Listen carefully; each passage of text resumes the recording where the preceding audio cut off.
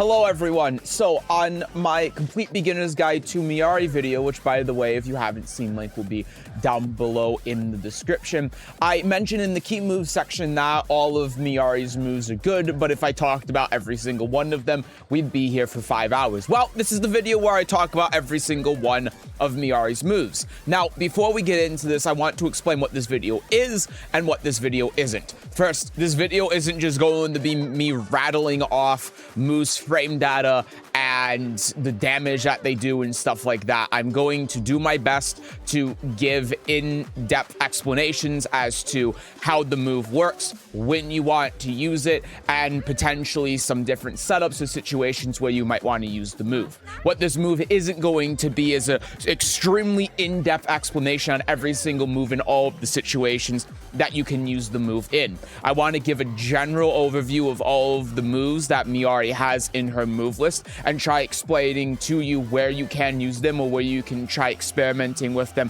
when you're playing Miary to see if they work for you or not.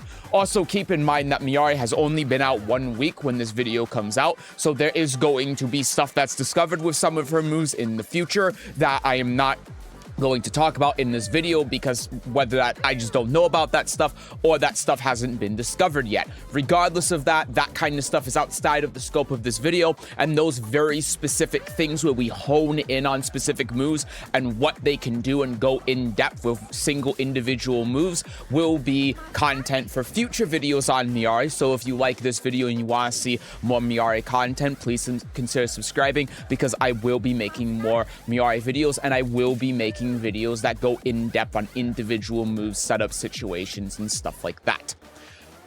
So with that all out of the way, let's just talk about her first move, 1-1-2. This is, of course, her 10-frame punish, goes into stance at +5. This move is very good, and there's already a lot to talk about with her first move, because this is not just a punish. This is very confirmable, and that means that you can throw out 1-1 as just a simple jab.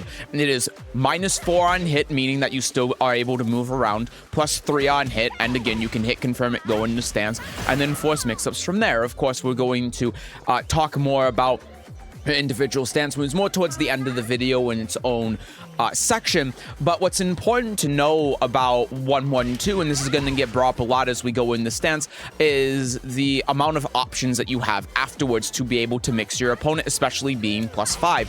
Being +5 means that if the opponent tries jabbing or doing whatever, not only will 2 hit them out of it, but also your more 2 will counter hit even on the trade with a jab.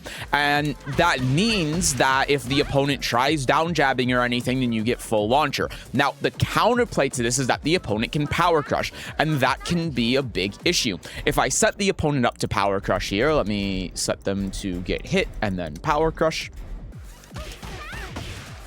You can see that if I try doing any of my moves out of here, Power Crush is just going to beat me very cleanly. So how do you deal with that? Well, one way that you can do it is just by simply doing the low. But Miary can also grab out of stance as well. So if we choose to do a grab, that's going to be a hard way to be able to counter this. And also, if we're quick enough, depending on the speed of it, we can also still enforce our frame crouch down forward 4. On top of course, just being able to like not do anything, sidestep, and then launch them. Or if we're really sharp, we can cancel the stance and then sidestep this as well, because we have so many plus frames on hit, and the cancel comes out on frame 1. This is a little bit tricky to do, but you can see if I really have a read, if my opponent tries doing anything, I can sidestep and then I can get a full launcher. So there's a lot of versatility in this move. Obviously, there's more that kind of goes into it and what you can do with your mix-ups besides just doing these very simple things to try countering what the opponent's trying to do. Like, for example, you know, if we want to keep enforcing our plus frames, this is something that will get brought up in the future. We can try doing up forward 1 plus 2 for more frames, and then just try to continue frame trapping our opponent, etc., etc. But 1-1-2 is a very nice move. This is like your go-to fast jab option. It's one of the best jabs in the game just because the situation afterwards is so strong. What you get afterwards is very strong. Also important to note as well is that this is -11 on block, but if you go in the stance, you're -8. And that means that your opponent can't actually punish you if they don't duck this high, which for most ranks, people aren't going to really be doing. So moving on, 1-2. 1-2 is kind of the precursor to 1-2-2. So we're just going to talk about both of these simultaneously. 1-2-2 is your, 1-2-2 is your 10 frame counter hit option.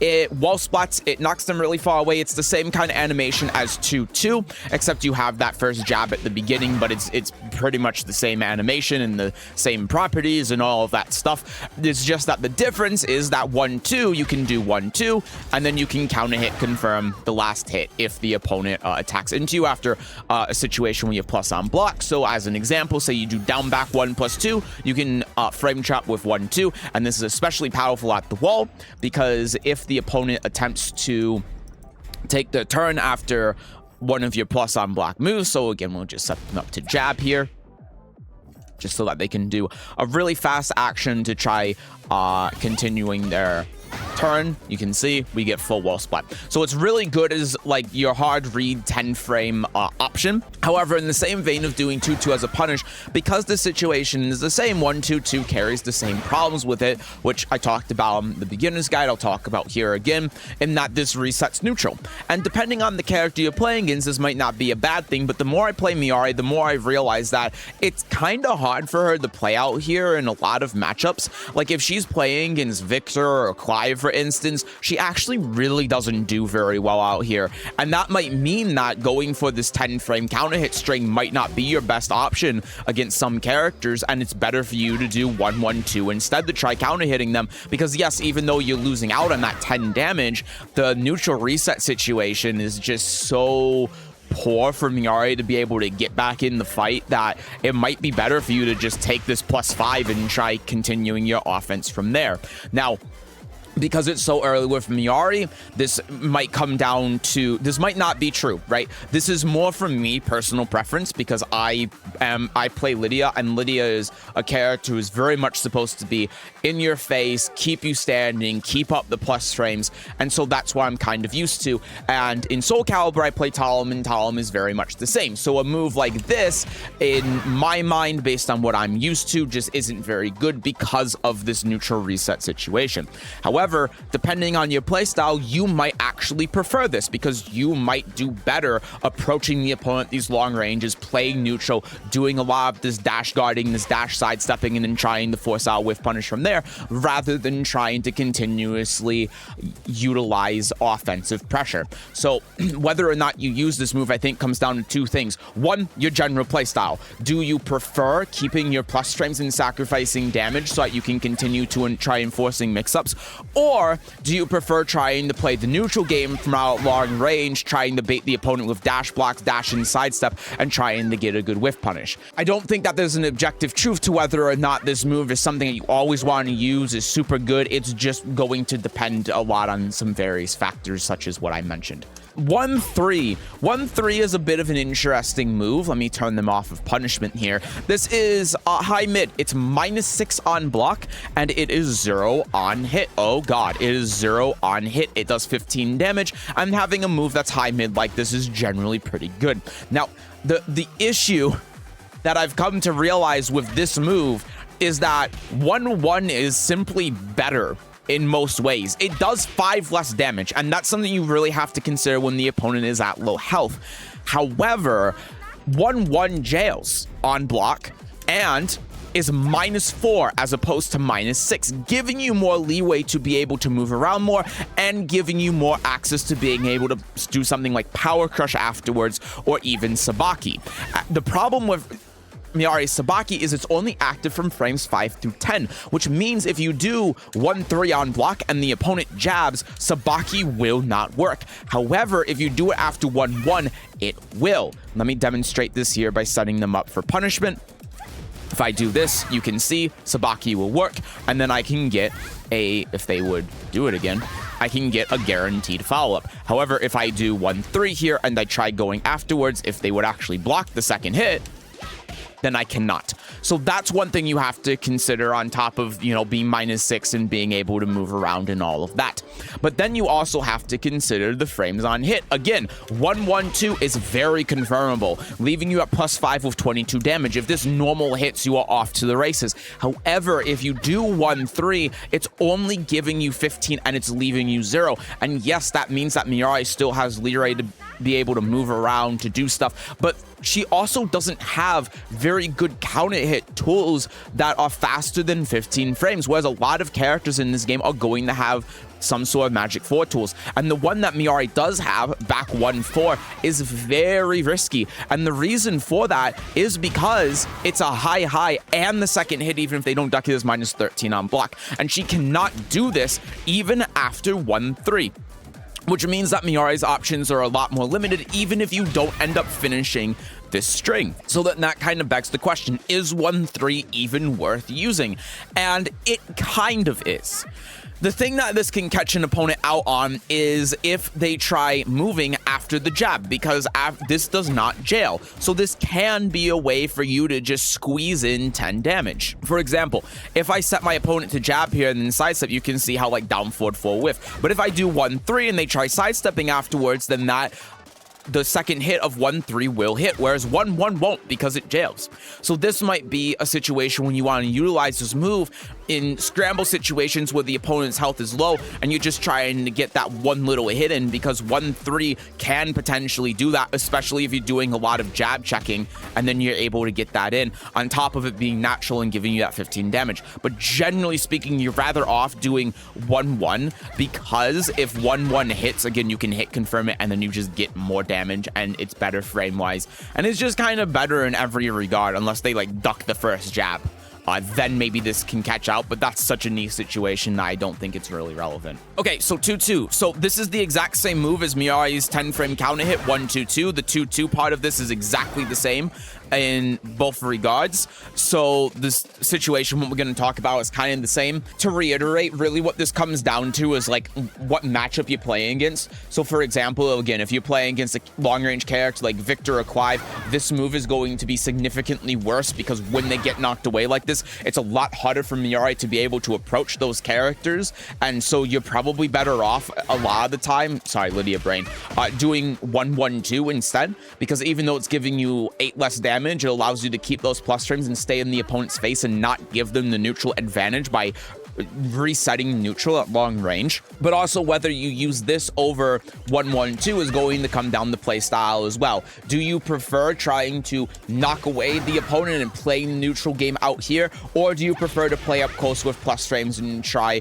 continuously enforcing your offensive pressure? It's going to depend on what kind of player you are and what character you're playing against, but I do firmly believe that in some matchups, 2-2 is just a move that you simply do not want to use, because it gives you a disadvantage on hit against certain characters. 3-1. All right, this move is really good and I think really underrated. This is a 13-frame mid that does 22 damage and is safe on block. Like we talked about with 1-1, this move is -10 if you don't go in the stance, but it's -7 if you do, making it effectively safe. On top of that, because it's mid-mid, unlike 1-1-2 as an example, the opponent can't like duck under this or really beat the mid-mid extension, allowing you to be able to use this just as a free mid poke that you can use to try catching out the opponent, doing something, get in the stance, and force a situation and try winning neutral. On hit, this move is +4, meaning that this is going to frame trap with 1, but it carries the same problems as 1-1-2 does, in the sense that if the opponent tries power crushing through you, then the power crush is going to be all of your options. Sorry, I should say all of your options except 4, but of course, if I try doing the 1, you can see how that beats me out. But just like before, if you try doing this and then sidestepping, you can sidestep the opponent's move, and then you can try launching them. You can, of course, also block this, and on top of that, you can also do from crouch down forward 4 if you're fast enough, and depending on the speed of the opponent's power crush, to also beat it out that way, and then still mix in your low while avoiding their power crush. So like we said before, this is -7. This is going to be a little bit more relevant here than 1-1-2, because, I mean, that one you can duck, but here, again, you can't because it's mid-mid, and if I actually did the cancel timing right, you can see that if they try doing like down forward 1 or something, I can block it. But something that's really important to know about the situation is that if you go in the stance and try doing power crush and they down forward 1 check you, it doesn't work because of the frames. Your -7 13-frame move, you don't have the frames to be able to power crush through this. You're 1 frame off of being able to do that. And so that means if the opponent does a down forward 1 here after this is blocked, then you kind of just can't do anything. You can't power crush. You obviously can't mix them up. They can just try down forward 1 checking you. And if you hit any button, then they're going to counter hit you. This is especially important to know if the opponent has a 13 frame counter hit launcher, because if I go into here and try doing like power crush, or I try doing 1, or I try really doing anything, then you can see I get counter hit launched. Now, that said, that doesn't mean that there's not necessarily counterplay and you have to just completely give up what you're doing, because of course if you have a read that they're going to do a high, you can still stay in crouch and then launch them, right? So it's not like you're in the situation where you're forced to just eat like their plus frame highs or their jabs or their lows or whatever. And if you have a really hard read as well, you can of course try doing from crouch down forward 3, or down forward 4, sorry, although of course her back 1 2 low crushes. But this is only something that you do if the opponent is like, for example, they know that this move is -10, so they're going, oh, I'm going to punish you now 1 1 2 or whatever, like 10 frame punish. And you know, again, if you don't go in the stance, it's like, yeah, that's going to work. But if you do go in the stance, you can say nope and then launch them for trying to punish you. So that's another thing you can do as well. Now, all of this said, there is one thing that you do have the ability to do to stop the opponent from doing this, and that is the follow-up 3 1 2. Which on counter hit doesn't do anything, but it does wall splat. The problem with this though is it's -14, and the frames on this make it, thank you for backdashing bot, make it so that it's not a worthwhile option to choose to stop your opponent from attacking into you. Most of the time, unless you really know what you're doing, you're just going to want to do the 3 1 and then take whatever the opponent's doing so that you can remain safe. Next, we're going to move into 3-2. This is strictly your 13 frame punish. This can be really good as a whiff punish as well, because the range on it is pretty decent. It's not about that much. It's about like here-ish, about range 2. So this can be a good whiff punish after this, after sidestepping, and notably it has a little bit more range than your down forward 2. So this can be a really nice, fast way to be able to whiff punish the opponent with something really strong, because it gives her heat engager. It can also be decent if you confirm a sidestep to do it, if you want to again try getting something faster to more guarantee a punish. However, you do not want to throw this move out of neutral, because the second hit is of course a reactable high, and on top of that 3 1 is a jailing string, meaning if the opponent just ducks after seeing the 30, then you're going to get your high ducked and then launched. So there's no reason to use this in neutral, but as a 13 frame punish and as a whiff punish tool, it's very good. And just to talk a little about combo utility as well, as an amendum to my complete beginner's guide, this is also really good as a wall conversion tool. As I've learned since then, you can see that knocks them away quite far, and it can convert to the wall from quite a far distance away. 4-4, this is a non-move that you only strictly use as a punish. This move is -13 on block if the opponent would actually block it. It's -13 on block. It's +6 into stance, and that seems really good. But when we go +6 in the stance, everything that Miary does out of the stance except for 1-4 loses 2 jab and gets her floated, meaning that even though you're +6, the mix-up isn't as free as it might otherwise seem. On top of that, the opponent can also at +6 power crush you out of your 1 and your 3. They will of course get counter hit launched if they do that by the 4. But that is still something you have to worry about, is that the opponent at every avenue has a way to be able to float you. Despite the punishment on 4-4, 4-4 isn't a move you really would want to throw out in neutral anyway, because the situation is just not as good as some other faster moves that you can throw out. So when you use 2-2 as a punish, you have to be very mindful of all of that. And on top of that, you can cancel going in the stance, but you'll be 0. And that means if the opponent tries jab checking you, if they think that you're going to say go on here, then if you cancel out of the stance and you try doing anything except, well, jab, then you can get hit out of it. But this is where it can get a little bit interesting, because do I have it set to do? Yes, because if we cancel stance and then we do one of our high crushing moves, down back 3, for instance, then we can crush them trying to jab us out of stance.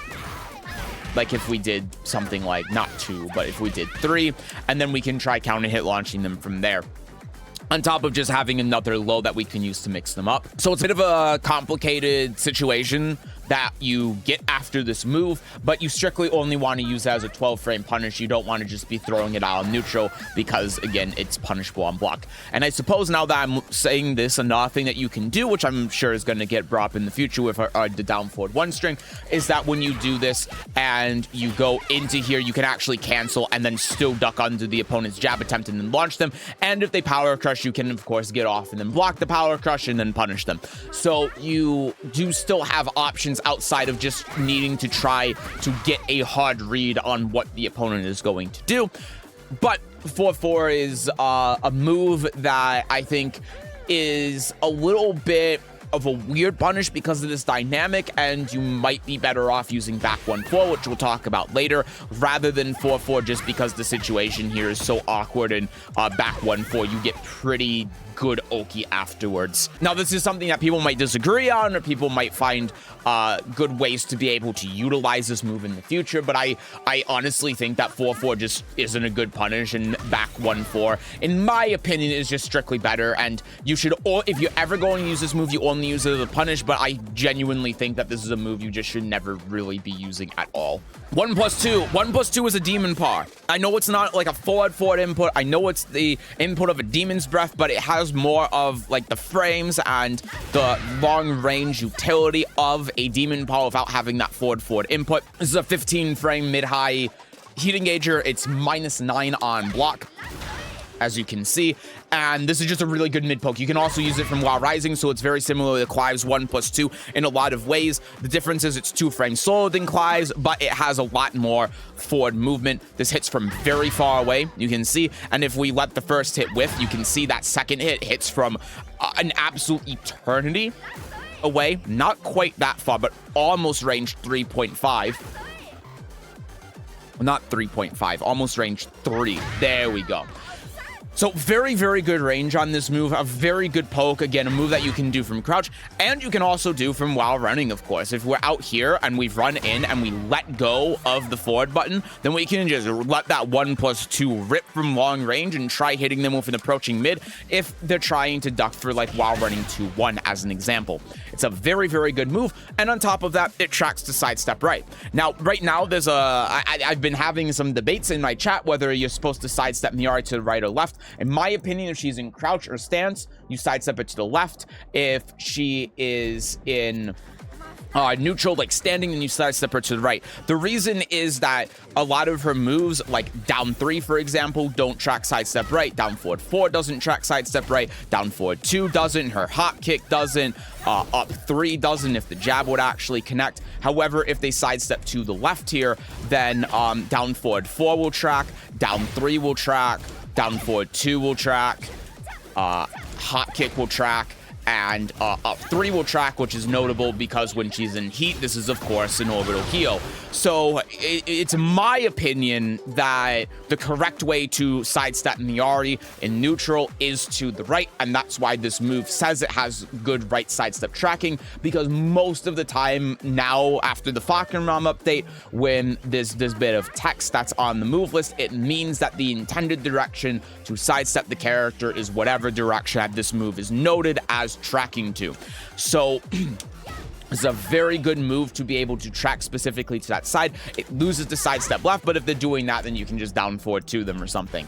So overall, this is a very, very strong move. It's a great move to utilize in neutral. It's a great move you can utilize from long range, from while rising, with your plus frames, because you can do it off of this, and if they don't jab you, then 1+2 is going to connect.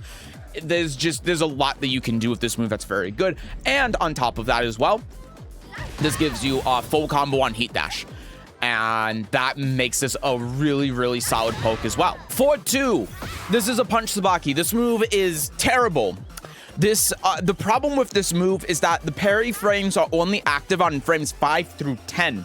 Meaning that it doesn't have the utility of a move that, of course, has like 3 or 4 frames of or the punch parry effect starts on frame 3 or 4. But also, if the opponent does something like jab into down forward 1 on block, you cannot sabaki this with instant timing forward 2, which is incredible, frankly. It is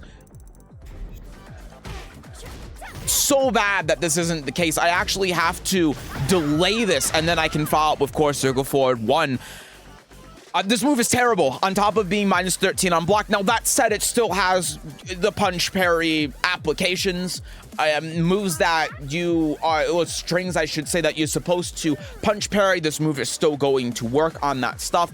But generally speaking, this is just not a move you can use. It's very specific and niche in its application. And on top of that, because it's on a forward input instead of a back input, that makes this even harder to utilize, because you can't just be holding back and then do it like most punch parries that are on like back and then the grab buttons. This, you have to let go of the whole ass D-pad, press the forward button, and then forward 2 in order to be able to use it. This is a terrible move.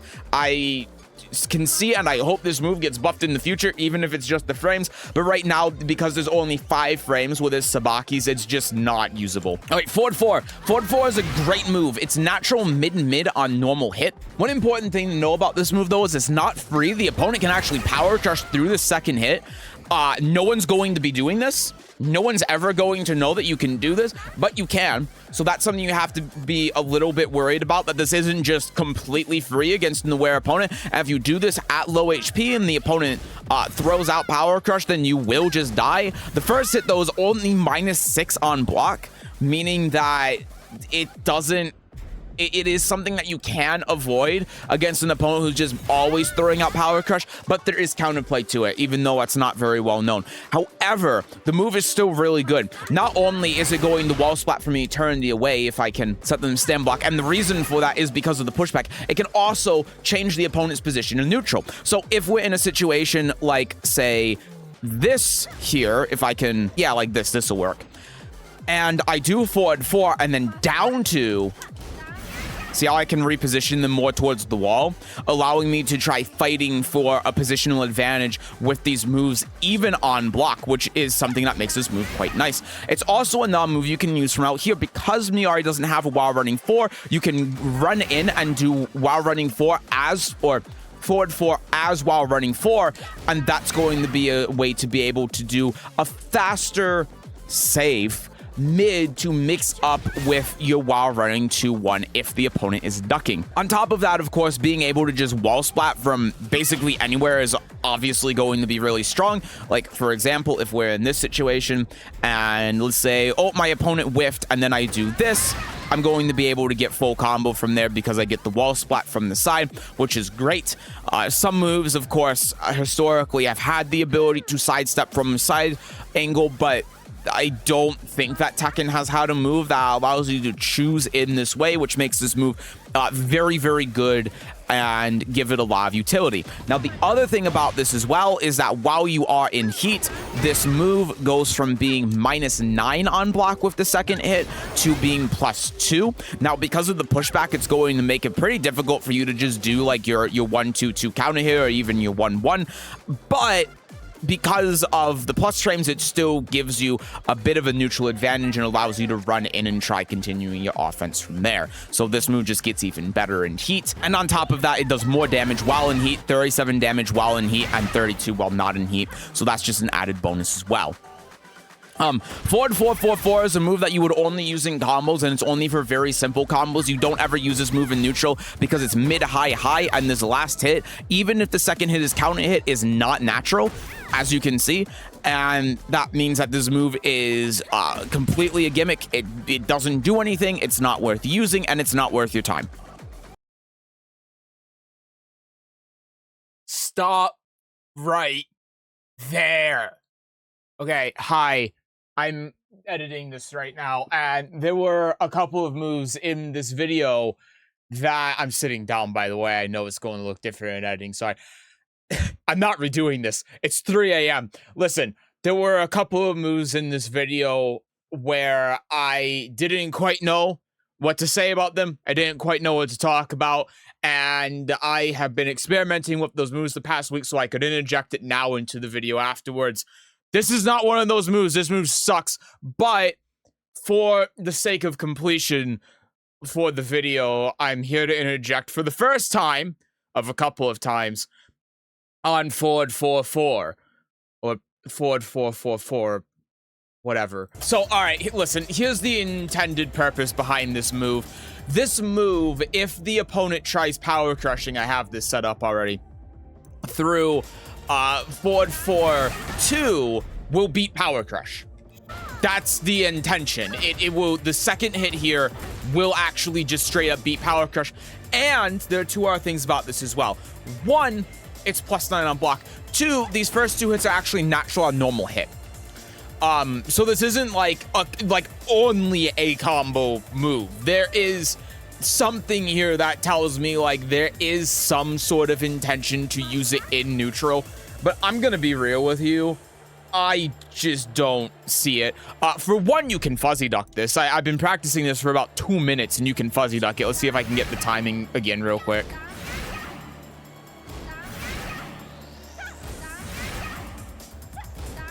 Could you do anything else? There we go. See? No, wouldn't be a Sesujin video, but yeah, you can see, you can like fuzzy duck it if you're really shot, which is one thing. But then the other part, of course, is the risk with it because it's, you know, it's a high. So if the opponent gets the read and just ducks it in and launches you, it's like, what did you take that risk for? So you could get in a tiny amount of damage? I don't think that it's really worth using or considering in this regard, especially because, again, the first hit's +2 on hit. It's -6 on block. And that means that you can reliably just kind of throw this out by itself if you think the opponent's going to power crush and try playing around the power crush and get a bigger punish on it because you have throws that break the floor or the wall. You can just do a normal punish, you know, if it's -13. If it's a high power crush, you can duck it and launch it, and you have enough frames to be able to step a good amount of them as well. So for the sake of making this video whole, that's the point of forward 4-4, is that it's natural mid-high, 27 damage, beats power crush. You can mix it up with this, but for one, no one's going to be mixing up with the two anyway. Or no one's, sorry, not mixing up. No one's going to be power crushing through the two anyway. The risk that you take on doing the two is minimal. There are other ways to play around power crush, and the high just doesn't do anything. And then there's this other part as well that's like with the whole string, you know, this is -5 on block. So it's like, okay, great. They try taking their turn. We do a 30 frame high that's -9 in wall splats. Like, what are we doing if we're doing that string? You know, just don't do it. Just don't do it. Okay, I'm gonna have the past Seth get back now. I'll be back. You'll be slowly seeing me get more and more disgruntled and tired as this video goes on. I have to interject on a couple of moves because I am actively editing this as I'm recording it, because I'm very smart. Anyway, forward 1+2, 1+2, 3+4. This is a move that you only really use in wall combos. You can use it after really long combos that convert to the wall because they don't drop off of the wall when using this, and so this can potentially be a way to get max damage at the wall. So for example, if I do this, you can see how that whole thing's going to be natural. However, in a lot of instances, if I could do the right combo here, it's going to be bad for you to do 3-1-2 or some other combo ender, meaning that this move a lot of the time isn't really going to be useful, but it's going to be useful at really long combos that end in the wall. You can also do it from while running because she has no while running 1+2, and that means that if you wall splat from a super far range, this is going to be a good mid to be able to ensure you get the maximum amount of damage. Now, this is technically a 14 frame punish. You don't use this move as a 14 frame punish because moves like back 1-4, for example, which is a 12 frame punish, just do more damage. Forward 3 plus forward 2. This is an interesting move that personally I still need to experiment with. There's a lot of potential with this move. The idea is that it has pretty decent range, and so you can kind of hit confirm this second hit if the opponent ends up whiffing something while you're doing this. On top of that, it has low crushing properties. So if I set the opponent here, just as an example, if I see them do a low, so I'm going to set them up so I obviously know that they're going to do a low here, so I'll set them up to do this and then down 3. If I see my opponent whiffs a low here, back up, try it again. I want to demonstrate this actually crushing the low here. See, like that, then we can get full combo off of there as well, which makes this move have a bit of more utility at long range, especially against opponents who are trying to approach with some sort of low.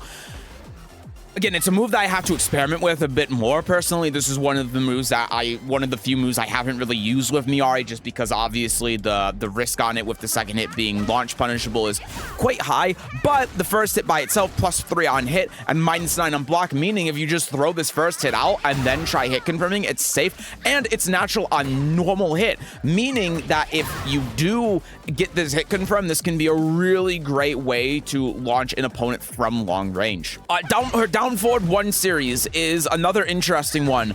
Her down forward 1-1 is mid-high, like Bob, Miguel, Paul, characters like that, meaning that the opponent can just duck this in and launch you. However, it is natural on hit. It does 27 damage, and she has down forward 1-4 to be able to mix up with this as a mid. Now, I wouldn't recommend really mixing up down forward 1-4 of the mid personally, but her down forward 1 is quite nice because it's +5 on hit, -2 on block, and if you do hit that down forward 1-1, you're going in stance at +8, meaning that you can really do anything that you want. If the opponent tries hitting you out of this, then they just get counter hit launched with 2 or something. So this is overall just a really good move that you can throw out as a poke. But you're not going to want to use it as a punish. 3-2 is just better served for that. It does more damage. It gives you heat engager, etc., etc. However, there's a big asterisk here when I say that, because if you no longer have heat, so let's say that we have used up our heat, let's say no heat, we don't have heat anymore. If we do this, this is a similar situation as 2-2 where the neutral situation kind of resets. Instead, if we do down forward 1-1, it's 5 less damage, but we're left in at +8 in stance. And so this can be useful after a move like down back 1+2, which we'll talk about later. This is +13 on hit, and if we do down forward 1-1, we're losing out on some damage. This is going to do 40, down forward 1-1 is going to do 4 less at 36. However, it allows us to be able to continue our offense. So that's a consideration you might want to make as well when you don't have heat. Down forward 1-1 may be better as a punish instead of 3-2 specifically in this situation. However, when you have heat, 3-2 is going to be the better punish. Now, that said, when it comes to down forward 1-1 in neutral, I recommend that this is a really good move that you can utilize if you are not playing against the top players. Because if you've ever played against the Paul, you know how difficult ducking down forward 1-1 is. I mean, Paul players, even at the top 10% of the player base, are going to be throwing this out because no one's going to duck this. And I'm sure even less people are going to duck it against Miary because Miary is probably going to be a less popular character than Paul, at least because Paul is a legacy character and Miary isn't. However, if you are one of those players that's playing at the top level, you already know that this move is not going to be one you generally just want to throw out because the opponent is going to duck it and they're going to launch it. It's not worth the risk. However, if this ends up getting blocked, you can see it -3 on block, meaning that you still have full control of neutral, and it's 0 on block into stance, meaning that if the opponent tries doing again like a down forward 1, it would trade with your 1, and you have all of your options that we talked about previously in stance, like you can cancel this into sidestep. We have power crush out of here, and we could like grab them because we can grab in stance, and that's going to be 12 frames, so that'll counter hit them. Point is, we have a lot of options if we throw this out. And then as for down forward 1-1-1+2, this is launch punish, where you just never want to do this. Is not even natural if the second hit of this counter hit, so you just don't do this. Now, all of that said, if the opponent here is back turn. If you get them back turn, down forward 1, 1, 1 plus 2 is your combo starter from back turn. This is how you combo an opponent from back turn, because this is fully natural against the back turn opponent. And honestly, I'm still not sure exactly what the back turn combo is. Let me see if I can find one real quick.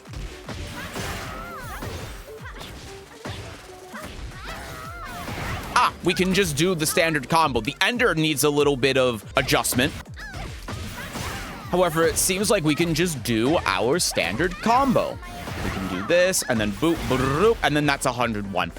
There's probably something more optimal there. I don't know what the optimal combo is. I'm sure I can get to like 110, 115. But you know, if you want something simple, there you go. Now, as for down forward 1-4, this is hit confirmable.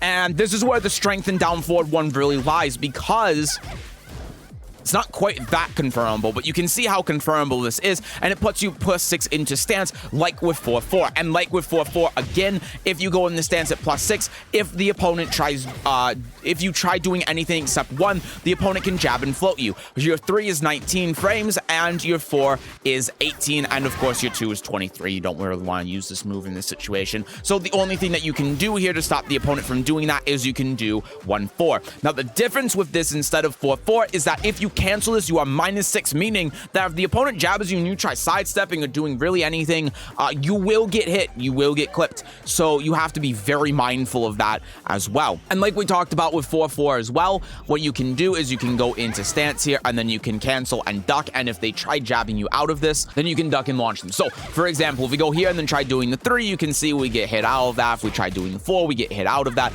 But if we instead go into here and then cancel, we can duck, and then we can launch if my timing was actually correct. God help me. There we go. And it's the same with Power Crush as well. If they try Power Crushing you out of the stance, and again, we're reiterating just for anyone that's skipping around in the timestamp so that they get all of the information that they want. If we try doing the 4 and we set them up so that they actually do the correct thing that I want them to do, thank you very much, then you can see we get Power Crushed out of that.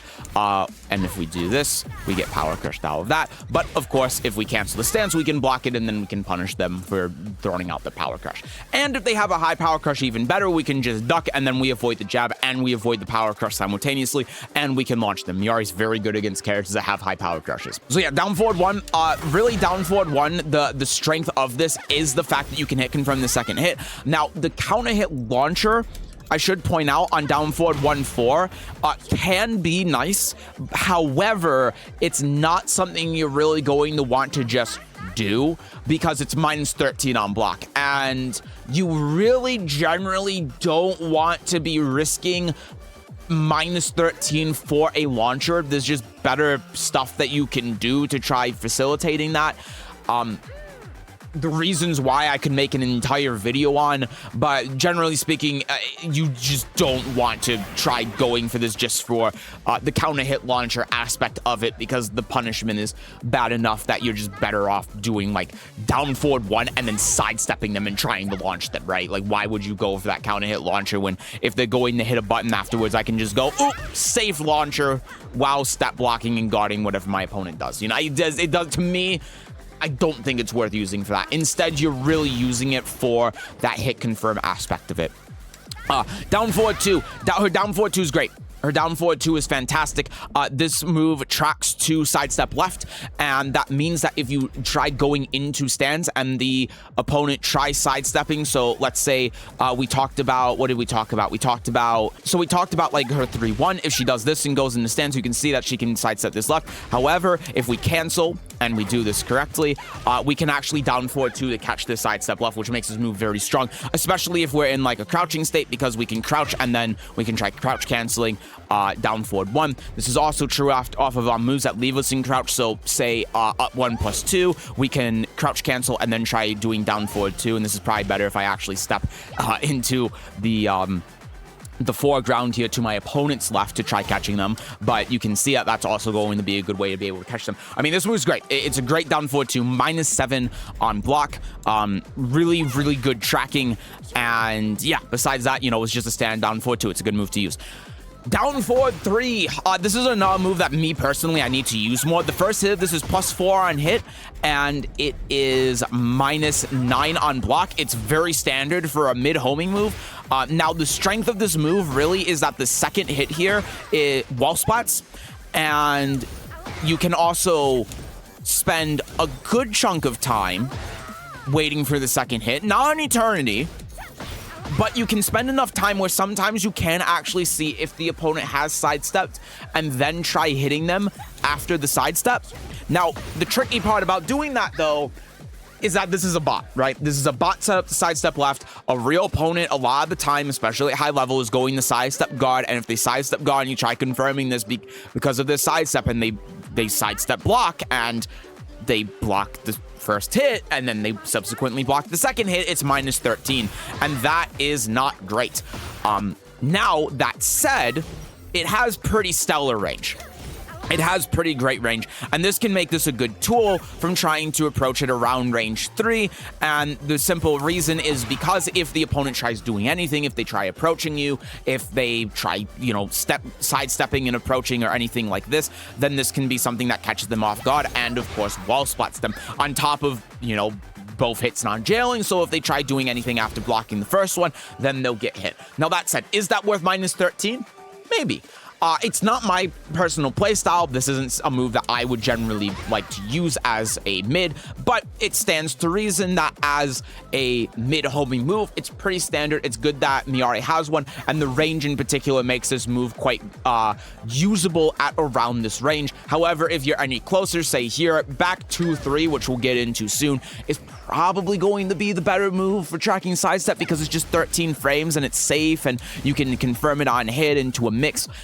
But that said, down forward 3 definitely has its own merit. You know, +4 on hit, -9 on block, 20 frames, homing mid, and homing mids in general going to be good against opponents who are step ducking and stuff like that. All right, hi, editing Seth here. I'm interjecting real quick once again because there's one little utility piece about this move I think is really important to talk about that I just forgot to during the recording, and that is what I was talking about with like approaching an opponent when you're out like this range.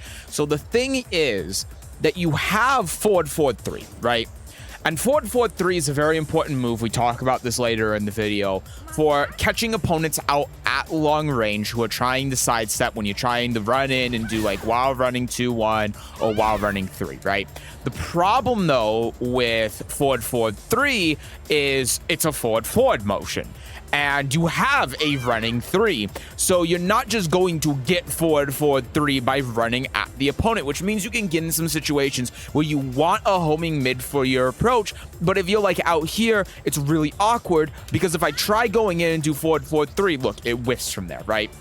And that can create situations where you have the right read and you have the right idea, but your move whiffs and then you die. And it means you have to do this dance of like dashing in, out, and then get in the range to do if you want to. And that can be really tough against certain characters that have longer range attacks. That's part of where down forward 3 comes in. Because in terms of the range it has, it's very similar actually to forward 3. Obviously, forward 3 is going to have more because it's a forward input, but this will hit even at our range 3.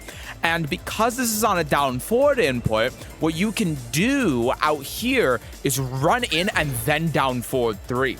And this is a way to be able to close the gap with a homing mid move without having to do that dance and without having to commit too hard to an option, because this is -9. On top of that, of course, because it is a magic attack or a weapon attack, I don't know how it's classified, either way, it's not parryable, right? Whereas forward 3, for instance, is not airborne or anything, so if you play against like Asuka, she could potentially parry this, but down forward 3 cannot be parried. That's another merit for it. On top of as well, let's say that we're in a situation like this, right? Opponent's back is to the wall. They got knocked back because we punished with like 2-2 or something, and we want to go in, but we think that they are going to sidestep. I don't have a great way to be able to set this up, but I just want you to imagine this situation where we're out here, forward 3 would whiff, right? But we run in, down forward 3-3, boom, we get full combo. Isn't that great? I dropped the combo. I messed it up. But isn't that a great option as well? On top of that, even though this is -9, there's a big difference in the -9 between down forward 3 and forward 4-3. In an instance like this, even though we talked about the second hit being -13, if the opponent's back is to the wall, they have to be careful of it.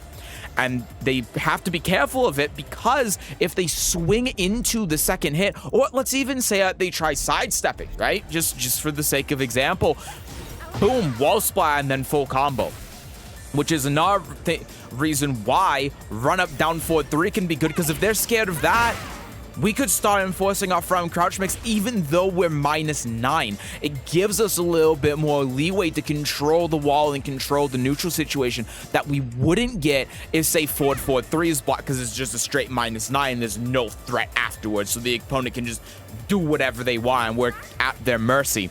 So that's another utility of down forward 3 that I think is really important, something I've been experimenting with more and more, and I think is an important concept for you to understand as well, and that's why I'm interjecting that, because down forward 3 definitely has a place. But again, like I said, when you're at close range, it's probably bad for you to just do back 2-3, because it's going to be easier to catch opponents that are sidestepping. It's hard to step guard. Down forward 3-3 is very punishable, so you don't want to just throw that out there willy-nilly at mid-range, especially when you have other options that are going to be safer and work better. But at long range, it definitely has its place, especially when there's a wall in play. Down forward 4, this is one of Miary's best moves. Some would argue it is her best move. This is, of course, a counter hit launcher. If my control would stop acting up and give me 1 frame of forward, and of course, I always do this wrong. Boop, boop, boop. So you can see this gives us a pretty chunky amount of damage. It's 82, not too bad. But it's not just that as well. There are a couple of other aspects of this move that make it really good. For one, the range on it's really good. It's 16 frame startup mid counter hit launcher. You can see, again, this isn't quite range 2.5, but around range. Oh, my controller. Around range 2-ish. It's going to hit, and this goes into stance at +8. And because of that, in a similar scenario as down forward 1-1, if this hits and you go in the stance, you get to do pretty much anything that you want. The opponent isn't going to, for example, be able to sidestep left the 1 or anything like that. And on top of that, it just allows you to force mix-up. Now, the other thing about this, too, that makes it really good is on block, it's -1, meaning that if the opponent tries, say, down jabbing, you actually can just crush them with 1+2, which makes this really good. It means that the opponent has no smooth option to be able to beat whatever you're doing out of stance. On top of course, just being able to low parry, but the difference with the 1+2 is that the 1+2 on block is +6. So if you get this read or they just block, then you're getting those plus frames and you're able to continue to loop this pressure, because you can also cancel the stance at +6 and then you can just loop this over and over and over again. And then because of the mental frames as well, this allows you to try continuously looping the knee and fishing for counter hit, and then that's when you can maybe mix in a from crouch down and forward to really throw off the opponent, just stack all of that mental pressure. There's a lot to talk about with this move. I could probably make an entire video on all of Miary's stance cancels and the mental frames that go with it, and down forward would be one of the premier examples of how all of that stuff works. But this is your like Swiss Army knife for Miary. Mid move, counter hit launcher, good range, tracks to sidestep left if they're sidestepping left. So like after this, for example, we can crouch cancel into here. I can actually demonstrate that real quick and see how that tracks to sidestep left. And then the situation on hit as well, even if it doesn't count hit, is extremely good. And on block, it's still really good as well, because even though it's -1, it still forces the opponent into a mix-up situation. You are very much still in control of neutral when you go into stance. So all in all, it makes it really good. Oh, and one more thing I should also mention as well is that this has a lot of pushback. So if you do this and don't go in the stance and the opponent hop kicks, you can just launch them. You can just launch them. And this is a very common thing for people to do as well, from what I've seen. Just do this and then boom, We can do up 1+2 or something if we want to keep enforcing plus frames or whatever. It's a great move. It's a really, really great move. You should be using it. Down forward 3+4 is really underrated in my opinion. This is a long range approaching low. You can see again the range on this is quite nuts, and it's important to note that as well because Miary is kind of lacking in a lot of long range moves that she can hit from like out here, approach the opponent from out here. Down forward 3+4 does that just outside of range 3. Boom, it hits them, and yes, it's -4, but -4 still allows you to be able to move and to do stuff. And on counter hit, you get down 1+2 here, just guaranteed. Which is really good for situations where you're trying to approach an opponent and they're trying to keep you out with highs and jabs and stuff like that. So if I need to set up the opponent here. So just as an example, let's say we have an opponent that's trying to counter hit me when I approach. So I try running in with while running 2-1, boom, I get counter hit, right? That sucks. How do you deal with this? How do you deal? Let's assume that this is like Steve's back one. How do you deal with an opponent that's trying to keep you out by using this and counter hitting you? Down forward 3+4, because even at long range here, let's just go back here and demonstrate this real quick. If I try running in and then trying to hit them there, boom, I get counter hit, right? However, if I run in here and do down forward 3+4, that's going to avoid a lot of these keep out and counter hit options that my opponent can utilize, and it's going to be a good way for me to just be able to get in their face. This is especially useful against longer range characters as well. Again, think Victor. I bring up Victor a lot as an example because I think it's a very easy example to talk about. If he tries shooting you from range 5 and you dash in and do down forward 3+4, you're going to go under the gunshot. And that is going to be a great way to be able to approach without having to do this whole dance of dashing in, dash block, dash and sidestep, avoiding all of these weird ass highs and counter hit tools. Just run in, boom, get him in the shins. And now when we're at this range, if we're dancing around this range, then it's going to, when you eventually do win neutral, leave you in a bad position than if you're just standing out here and waiting for the opponent to come at you. I think that this is a great low. I think this is a great approach low, and it's a move I've been using a lot and finding a lot of success with. Down two. Down 2 is a move that everyone thought was broken, and I'm gonna be honest with you, I think this move's a little bit too slow. It's hitting at around round range 2.5, but as we've seen from other moves in this video, you know, if this move is hitting at around like, so it's hitting from around range 3, and if it hits, you do get a guaranteed follow-up. You do get down 1+2 guaranteed, and that's all very well and good. It's a nice long-range mid. It's -4, but the problem is it's 26 frames. And on top of that, of course, it's extremely linear. I don't think I really need to demonstrate this, but I will just for the sake of it anyway. If they sidestep, then it whiffs and you die. And that means if you're out here and the opponent is step blocking because they're trying to avoid, say, while running 2-1, as an example, and you throw out down 2, then you get sidestepped anyway and you get launched, and that's kind of a problem with this move. Now, that said, it is only -4 on block and forces the opponent in the crouch, which can be a good thing by itself. On top of that as well, it is also a counter hit launcher, so if the opponent tries doing anything from out at long range, then boom, you get that counter hit, and now they're toast. However, Miary just has other moves that are going to be better, that are going to work out this range. Up 1+2 as an example. +4 on block, +13 on hit, and gives you heat engager on normal hit, makes this move quite good. When you also have up forward 3, which is just a very active hitbox that hits from very long range. Not quite the same range as down 2, but very long range, safe on block, and a little bit harder to get around just because of how active it is, on top of being 18 frames, so it's much faster than down 2 is, making it harder and less likely for them to just sidestep it out in neutral. And because of that, I don't think that's the best option that you have out at this range.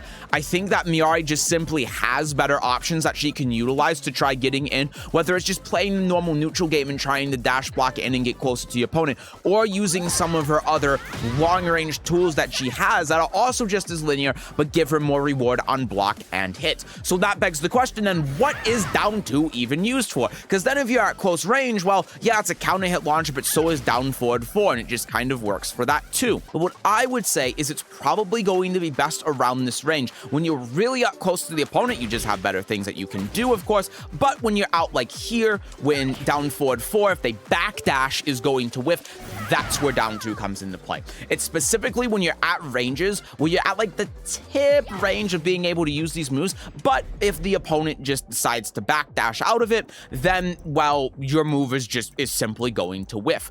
And that's where down 2 can really come into play and be a good option. So for example, if let's say hit this. Yeah, let's do it like that. We hit this, we try doing it again, boom, they backdash out, right? We do this, down 2, and that's going to be able to catch up to the backdash. And this is a problem I've noticed with Miary very frequently, is that it's very easy for opponents to be able to backdash out of your offense. Some of Miary's moves seem like they have really long range, but it's deceptive because the opponent, when they get one backdash in, all of a sudden shrinks the ranges of your moves quite considerably. And because of that, causes you to whiff in instances where you think, oh yeah, this move will work, and then it doesn't. So down 2 can be really good for that when you're again out at like this range specifically, and the opponent you think is going to backdash out of your pressure, and you don't want to risk doing like a while running 2-1 because they might duck or whatever. That's where this move can be really useful. Down 3, this is another great low, right? It's just like, you know, Dragunov's down 2, Clive's down 1 or whatever it is. Like any of these high crushing low moves like this is a great move. It's +1 on hit, so it frame traps with While Rising 4 to beat down jab. If they try doing it down forward 1, then While Rising 1-4, frame traps into it, and then you get that heat engager. This is overall just a really, really great move. The problem with it, from what I understand, is that the high crushing on this move is quite poor in frame-wise. Let me actually find what the exact frames are again real quick. Yeah, according to Tekken docs, this move, even though it is a high crush is on frame 12. Which means that even though this looks like a great move to be able to beat jabs, it's not. That should mean as well that if the opponent, I set up the opponent here to do jab into jab, then this simply, sorry, not like that, then down 3 simply will not beat it. So if we do something like this, and then we go boop, boop, that, you can see, yeah, that down 3 actually doesn't beat jab into jab, which is crazy.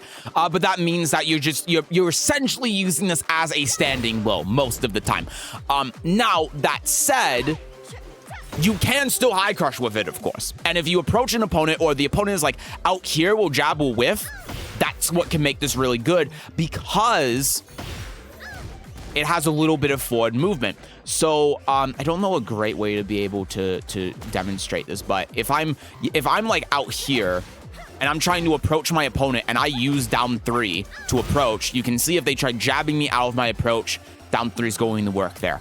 And on top of that, this is -14 as opposed to down back 3, which will high crush here, but is launch punishable on block. So that's something you have to keep in mind as well. It comes down to if you are committed to using the launch punishable, though, that's going to leave you a lot more plus, which we're going to talk about here next. Not next, soon. Or are we going to use the little bit safer low that's going to give us less reward, but we can utilize without getting necessarily at risk of getting launched, depending on the character. Also, on top of that, more range in down back 3, right? You can see this move's range is kind of nuts, and that's another thing to consider as well. It's all around just kind of your go-to low, in my opinion. I mean, it obviously is, you know, it's like a down back 1. It's really, really good. Down 1+2. This, people have told me is a great whiff punish. I believe it. This is a move that you can use to punish certain moves like Kazuya's down back 1-2. For instance, it has great range. It's great for that situation. However, it's 19 frames and it's launch punishable on block. So if you miss the punish, if you're a little bit late on it, which isn't going to be hard because it's a 19 frame move, then you will just die on block. So you have to be very careful using this move, but it's primarily a whiff punish tool and a punish tool for those launch punishable moves that have a lot of pushback. Down back 1-3. This move, in my opinion, some people have asked me about. I do not like this move. This move is -11 first hit, and then second hit is also -11 on block. You can see that if they like crouch or try taking the turn, it doesn't jail, so the second hit will hit, but it's only +2 on hit, and also notably, it does nothing on counter hit. So there's not much of a point to this move outside of combo filler, in my opinion. And so because of that, you're not using this in neutral. Now, there's another move here as well, down back 1-4. That's very similar to down forward 2-4 in the sense that it's hit confirmable 15 frames, and unlike down 2, has a lot more range. Now, this comes with the same problems as down forward 1 in that it forces you in the stance at +6 and -6 on if you cancel the stance. So like what we've talked about before, if you do this and then go into here, the opponent can power crush you out of the 1 and the 3, and they can jab you out of the 3 and the 4, and then the 2 just loses to everything. And so because of that, when you do this and then go into stance, you have to play a game of are they going to jab, are they going to power crush, choosing the right option of those. And you can also just choose to like cancel out of the stance and then duck and then go under the jab or block their power crush if you don't want to play that game and you just want to take the frames and run away with them, or take the damage and run away with it. However, again, the problem with this is that the first hit is -11 on block, and because of that, I feel it's too unsafe. You're playing a bit too risky of a game, because the idea is, well, this is -11 on block, but if I do the second hit and delay it, I can counter hit them out of the punish. Whoop-de-doo. I can counter hit launch them, rather, out of the punish.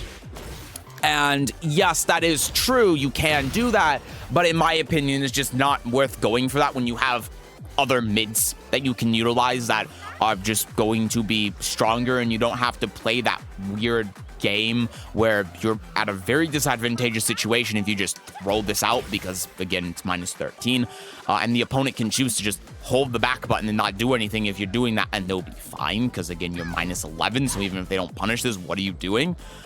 So yeah, I don't think this move is very good personally. I know that some people think it's good right now, but I don't think that this is a move worth using. I find that there are just other mids that you can use out here that are going to strictly be better than this. And I think if you're using it, you're putting yourself at a little bit too much risk than you otherwise need to.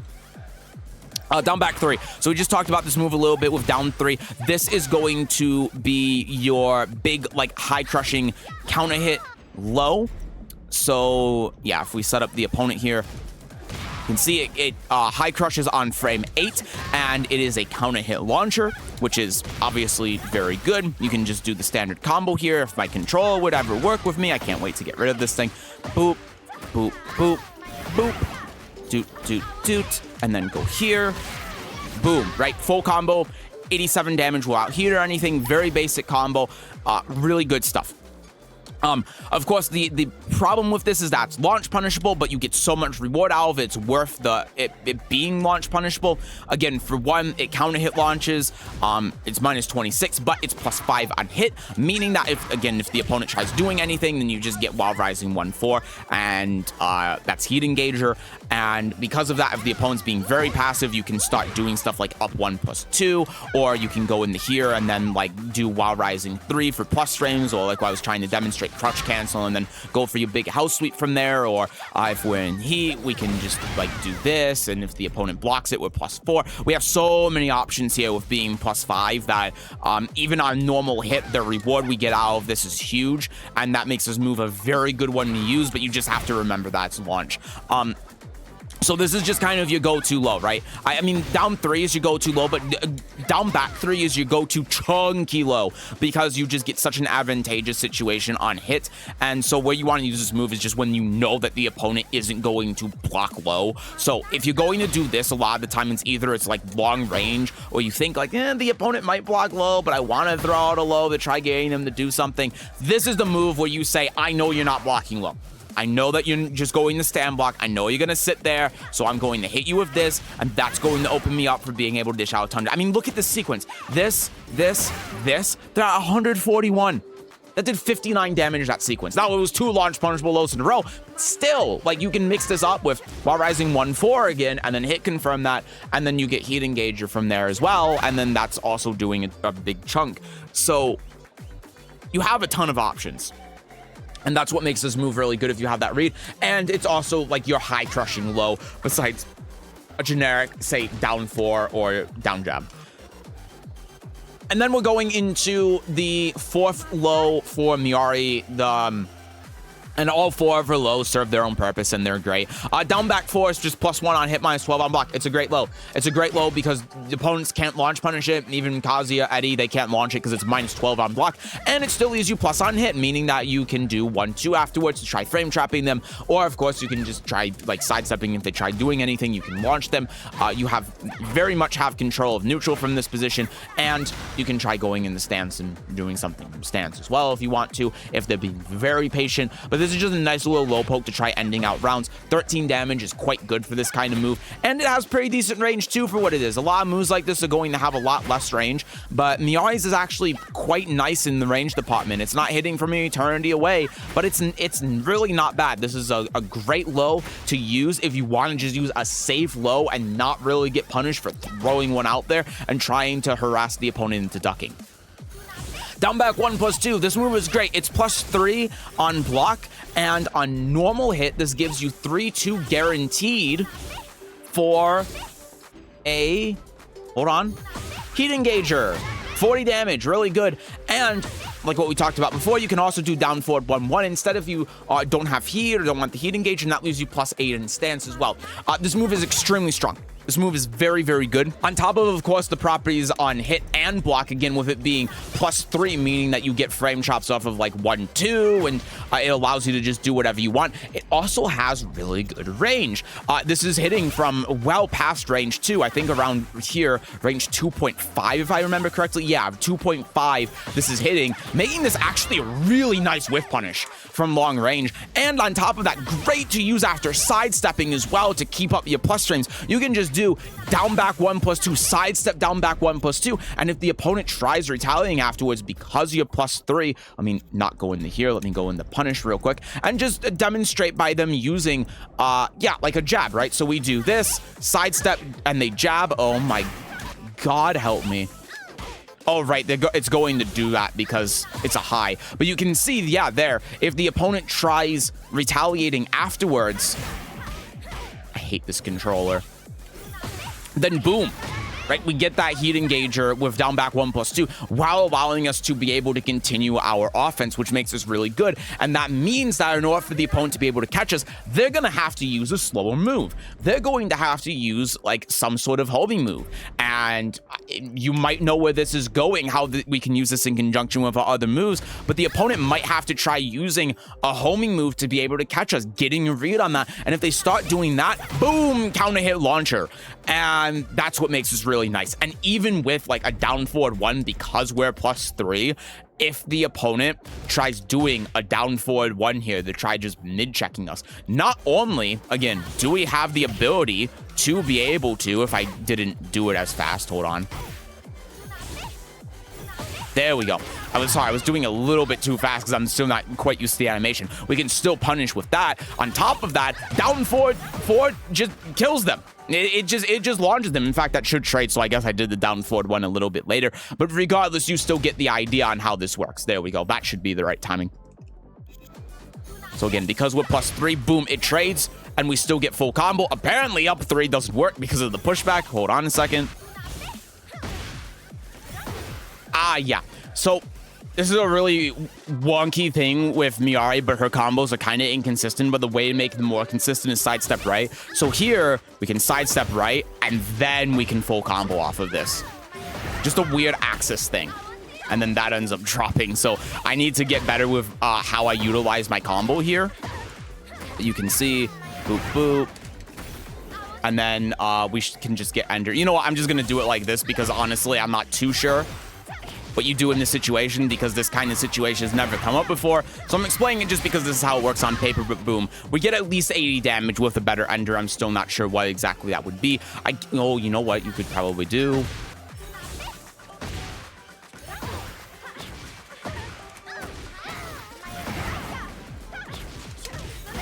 Yeah, there you go. 76 damage. That's a very simple way that we can use that. So yeah, this move is really good. I don't see a lot of Miary players using it, but it's really, really nice because Miary being +3, this just complements her +3 situation so well because of how versatile it is and how hard it is for the opponent to be able to defend against it, on top of it just being a great move to use out of sidestep and a great move to be able to use as a punish.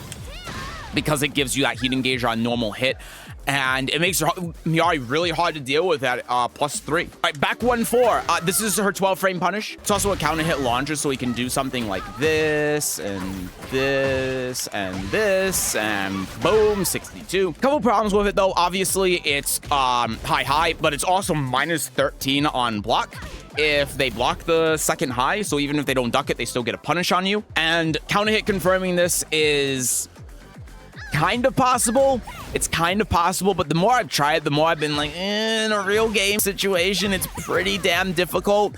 It is theoretically. From what I've been told, you have 4 frames from when the first hit hits and the time you can do the second hit, which does give you enough time to be able to Twitch confirm. But that said, again, in a real game scenario, that's very difficult. And so I don't know if I'd say it's very reliable to do that, but the first hit's safe on block -9 and it's +4 on hit. So you can throw this out if you want to try fishing for a 12-frame counter hit launcher. Most of the time, you're probably going to be fine with doing this or like 1-2 or something like that. Now, the Oki situation after this is quite interesting because we can run up down 3 +4, and if the opponent just stays on the ground, which they tend to do, down 3 +4 is actually guaranteed, which makes this quite nice in a lot of ways.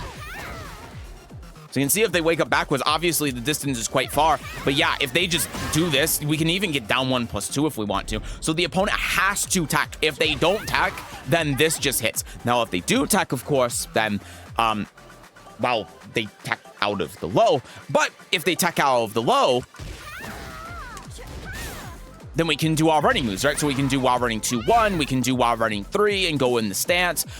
We can even do something like dash up and then up 1 +2, or we can dash up, down, back 1 +2, just stuff like this, right? So it allows us to get proper Oki and proper mix because they are forced attack throws, so we know what they're going to do afterwards. So when it comes to like how we use this move, generally we use it as a punish, and then again we can run up and down for 3 +4, and I guess as long as we time this right as well, then it is going to hit after the attack roll. I guess I did it a little bit too early when it whiffed, and when I was looking at this in practice mode to verify before I started recording the video, but as a whiff punish, you know, there are better options that we have for whiff punish. 3-2 we've talked about before. We just talked about down 1 +2 and down back 1 +2. And so even though this is, yeah, it's a faster move that gives you a good situation, this is more so suited at the wall, right? Because at the wall, of course, it's going to, well, wall splat and give you full combo from there. Whereas out in neutral, you just have kind of better options, and it's not something you just want to throw out because, again, it's high, and even if they block the high, it's -13 on block. But as a punish, in my opinion, because the Oki situation is so good, it's just better as a 12-frame punish than 4-4 strictly, and that's the reason you lose on 1 damage, but you just get so much better neutral presence after this hits. So as a 12-frame punish, it's great. As a whiff punish, it's still good, but there are better options. As a move to throw out neutral, you can throw out just the back 1 by itself to try fishing for counter hit, but don't just throw out the full thing willy-nilly because you will just die against an aware opponent. Back 2-3. This is a homing move with Miary. It is 13 frames, meaning that it's very difficult for the opponent to step guard this. That is one of the major problems with a lot of homing high moves, and why homing high moves on normal hit give heat engager on normal hit, or even a full launcher sometimes and a plus on block. It's because step guarding homing high moves generally is pretty easy. Miary's, though, is a lot more difficult because it's 13 frames, meaning that the opponent has to be very precise in the step guard, and it also limits the amount that they can step guard. And it means that step guarding just isn't going to be as effective if you're throwing this move out. Because it will properly like track an opponent that's trying to do that. And on hit, it's quite nice because it's +5. So it's the same situation as 1-1-2 in the sense that if they try jabbing you or down jabbing you, 2 is going to counter hit launch them, and your 1 is going to counter hit through whatever they do. And like we've been saying before about these moves, if they try power crushing through you when this ends up hitting, then you can either go for the low or you can go for like a grab. Again, if my controller control would actually work with me here for once in its damn life. We can go for a grab like that. We can go for a grab like that. Or we can even cancel the stance, and with the right timing from crouch down forward, would also beat the power curve. So we have a lot of options at our disposal to be able to catch out the opponent and try mixing them. And that makes this move really, really good. Its shortcoming, of course, as you can see, is the range on the first hit, so you have to be right in their face. But it's a great little homie move. In my opinion, it's Miary's best homie move. And it is a move that you should be throwing out against opponents who are stepping, and even just as a fast little 13 frame move to throw out, because, you know, they can step this, but they can't step this, right? So that's kind of the pros and cons of the two moves, is that this is just going to be natural safe mid-mid, but if they try sidestepping it, then they'll get sidestepped. This is a homing high, so if they try sidestepping it, it'll hit them, but if they duck it, then, you know, you can get launched. So you just have to kind of gauge what the opponent is doing in terms of their neutral. Are they ducking a lot? Are they stepping a lot? And most of the time it's going to be stepping a lot, which is going to make this move really nice to throw out because of that. And now it has a follow-up as well.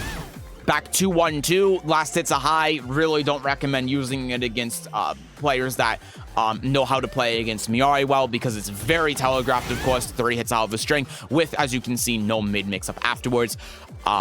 So I really wouldn't recommend doing it, but it's the same thing with like the 3-1 in the sense that if they try attacking into this, then you can do this, and then that will hit them out of it.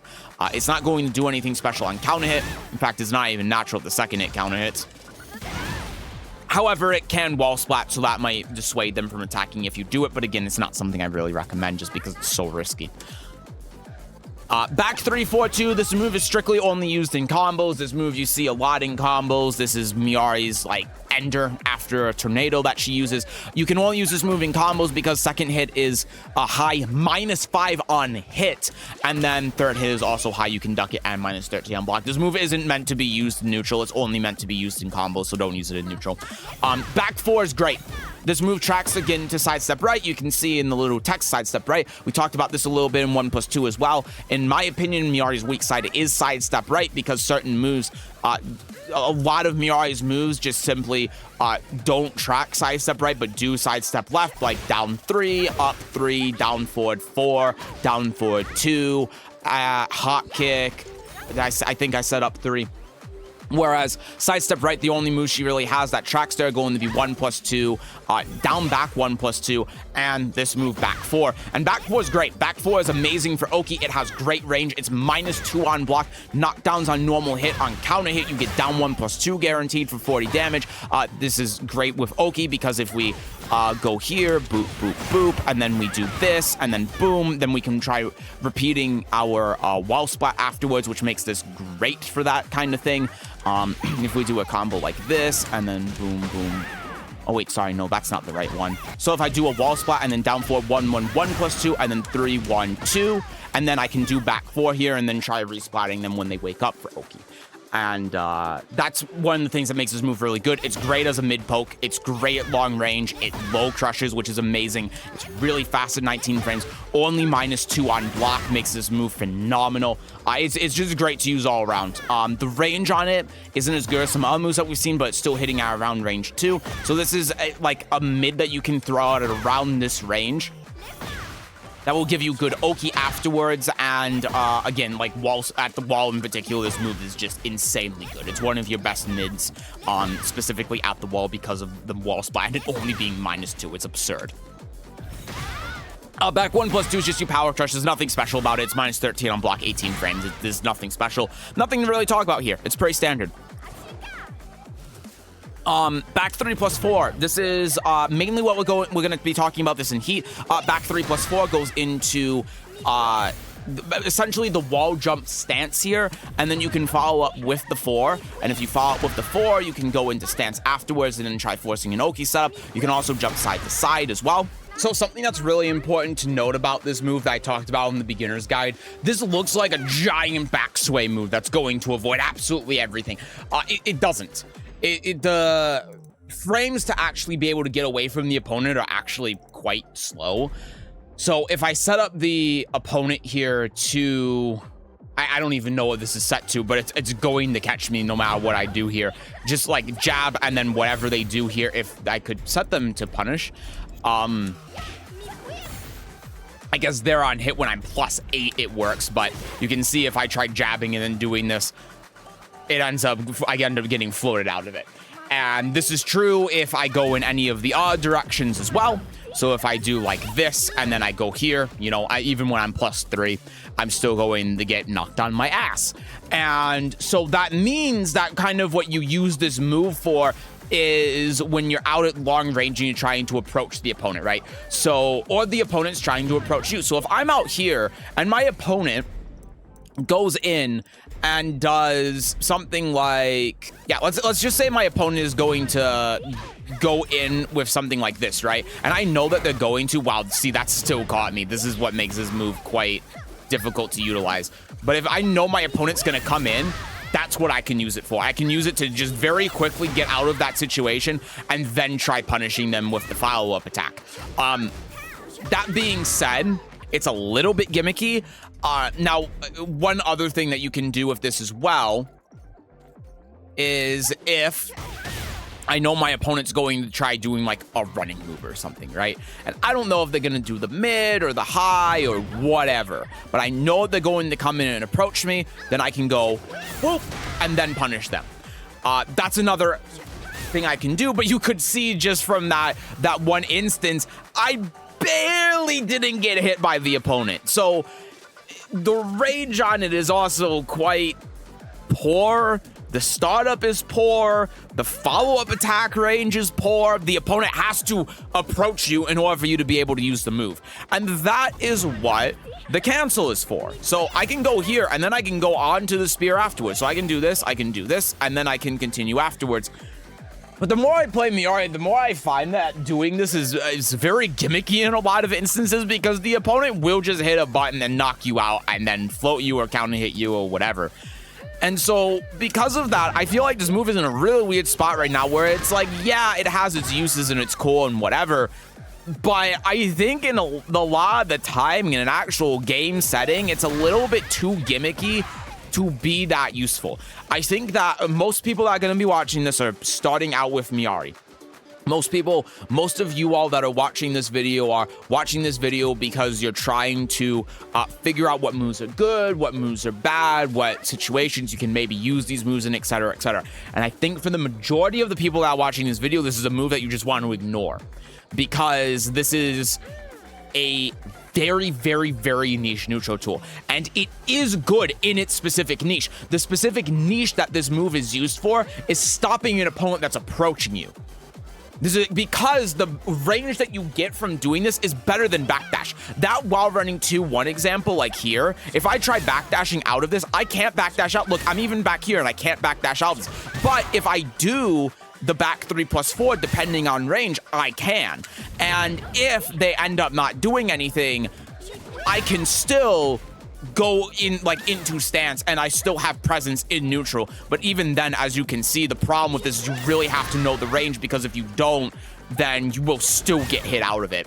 So that's what its use is. Its use is stopping an opponent that's trying to approach you or you think is going to approach you. And you also have, I should also point out, the down and up ones are if you don't want backwards momentum, but if you want side momentum, to be able to avoid while running moves like that as well. That's also the use case of this, but you have to know like exactly what the opponent's doing. You have to be able to understand this exact niche and how this functions better at times than just a simple backdash or sidestep. And if you know that, then you know where this move is good. If you don't, then it's really not worth using because it's just way too much to deal with, and you can just simply, you know, if you know that the opponent's gonna run at you, you can duck. Keep it simple, stupid. All right, up 3. Up 3 is a very interesting move. It's +27 on hit, and it's -9 on block, I think. Yeah, -9 on block. And on counter hit, this move knocks down and gives guaranteed follow-up. It's also, like, again, the range on this is not great. But leaving you at +27 means that you are allowed to do anything that you want. I mean, the opponent cannot interrupt this, even if they try doing like a power crush, because they are still recovering from the animation by the time this comes out. So you just get a true mix-up with like up 1+2. They can't sidestep it. They can't do anything about this if this hits, but if it's blocked, it's -9. This is one of those moves where it's supposed to be a lot better in heat because it's a safe, basically orbital heal in heat. And that can have its own uses, especially because this move tracks to sidestep left. And that's really where this move shines, because if you do something like down forward 4 and they sidestep left, then they can sidestep the 1, right? But if you do, if you cancel this, the stance, and then do up 3, you see how that tracks. So if they commit really hard to sidestep to try avoiding the 1 or something after something like this, then boom, that hits. And this is made even stronger in heat because that gives you full combo. So that's really what this move is kind of being used for, in my opinion. The main purpose is that if you are like in crouch, right? So if we're here and I try doing like this and then while rising 1, or like I go here and then while rising 2, and I guess I can't really set this up in a way that's going to be clean enough to be able to show very well. And my opponent tries sidestepping it. This, if I, again, could actually do the crouch cancel, right, is going to be a good way to actually be able to catch the opponent trying to sidestep my moves, like my 1 or whatever in stance. My 1, my 2, whatever it might be. It can also be a pretty decent poke out in neutral, but a lot of the time, really, you're probably better off just doing back 4. And the reason why is because even though it's 2 frames slower, this is plus 27 on hit. This just gives you knockdown. And so it's essentially the same thing, but if they stay on the ground, then you can just hit them. And it's only -2 instead of -9, which I think is the most important detail of it. And also, you know, this doesn't track sidestep left, but it does track sidestep right, which again, in my opinion, is Miary's weak side. When standing is sidestep right. So if you're out in neutral, this move is just going to be better. But if you're in stance and you cancel, up 3, again, can be really good for being the move to track the opponent trying to sidestep you right, especially if you don't have the execution to be able to do, if I set them up to sidestep the correct way, and I actually could do this properly, down forward 2 out of the cancel to be able to launch them for doing that. So yeah, and then obviously this is also just a 17 frame orbital in heat, and that's not a great reason for it as well. It's effectively like a safe hot kick, I guess is a way to phrase it, in the sense that it's, you know, it's 17 frames, so it's 2 frames slower than a hot kick, but it's still about the same frame as some other hot kicks in the game, and it just gives you full launcher, and it's -9. Which is by itself not bad at all. So those are the instances I would say use this. Either use it to catch an opponent sidestepping left when you're in stance or whatever, or use it in heat as essentially like an orbital. Up forward 4, this move is a combo only move. This is +6 on hit on standing, but the problem is that it is -13 on block. And so you don't want to just throw this move out for no reason. And on counter hit, you know, it gives you launcher, but so does down forward 4. Really what you want to use this move for is combo, and that might sound weird, but where you can use it is for Oki, and I talked about this in my beginner's guide video, but if I do something like, if this would actually work, boop, boop, boop, and then I go here, and then I do this, you see how much time that in the, I'm plus 34. So there, now I got recoil. So I'm plus 34 here. And that means if I do this and then go here and jump at them, they are still on the ground when I jump at them. Meaning that I have a lot of leeway in what I can do here. Look, I can jump at them and then I can do the 3 out of stance and I'm still like within their range. And also, this is so good that if the opponent does like a wake up mid kick here, so let's set them to not side Ukami either, and I go here, boom, 3, it beats the wake up kick even though I jumped at them, which is something that just makes it very strong. If I do the 2 here out of stance, it counter hit launches them.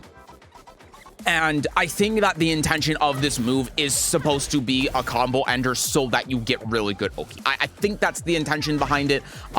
You can also use it in combos like this. So if you're in a situation where you like float the opponent, you just need like some sort of good fast launcher. So let me try setting this up. So let's do this, boop, boop, boop, boop, boop, boop, like here. And then, of course, because this is a float, we're not going to be getting a lot of damage, but we can do something like that. And that was a terrible example because my move just ended up whiffing. but you get the idea. So I go here, boom, boom, boom, boom. Go here, heat, here, boop, boop, and then I can try doing something from there, right? I think that's the idea behind this move. It's definitely not supposed to be used in neutral. It's really only supposed to be used in combo, just because frame-wise it makes no sense to use this outside of combos, and it does facilitate some really good Oki potential. So that's what I would really use it for, but otherwise, it's not really a move that's worth using, in my opinion. Up 1+2, this move is amazing. This is one of Miari's best moves, in my opinion. It might be her best move. This move is crazy good. A couple of reasons why. For one, +4 on block, meaning that this just beats down jab straight up, which is already really, really strong. But on top of that as well, because this is on an up motion, you can do this from crouch. So you see how I can do this, and I can just repeat it, even though I'm in crouch?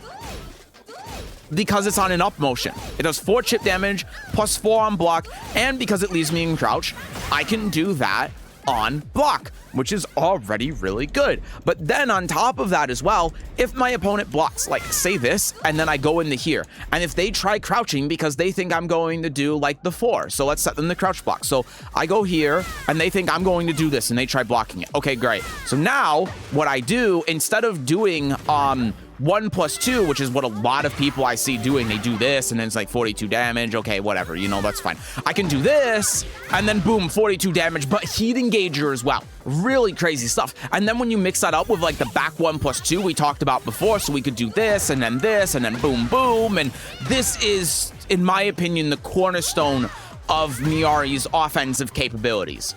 And this move is just extremely strong. On top of that as well, you know, we can do this, and then we can like go in the stance if they're being really patient and then try forcing stance from there.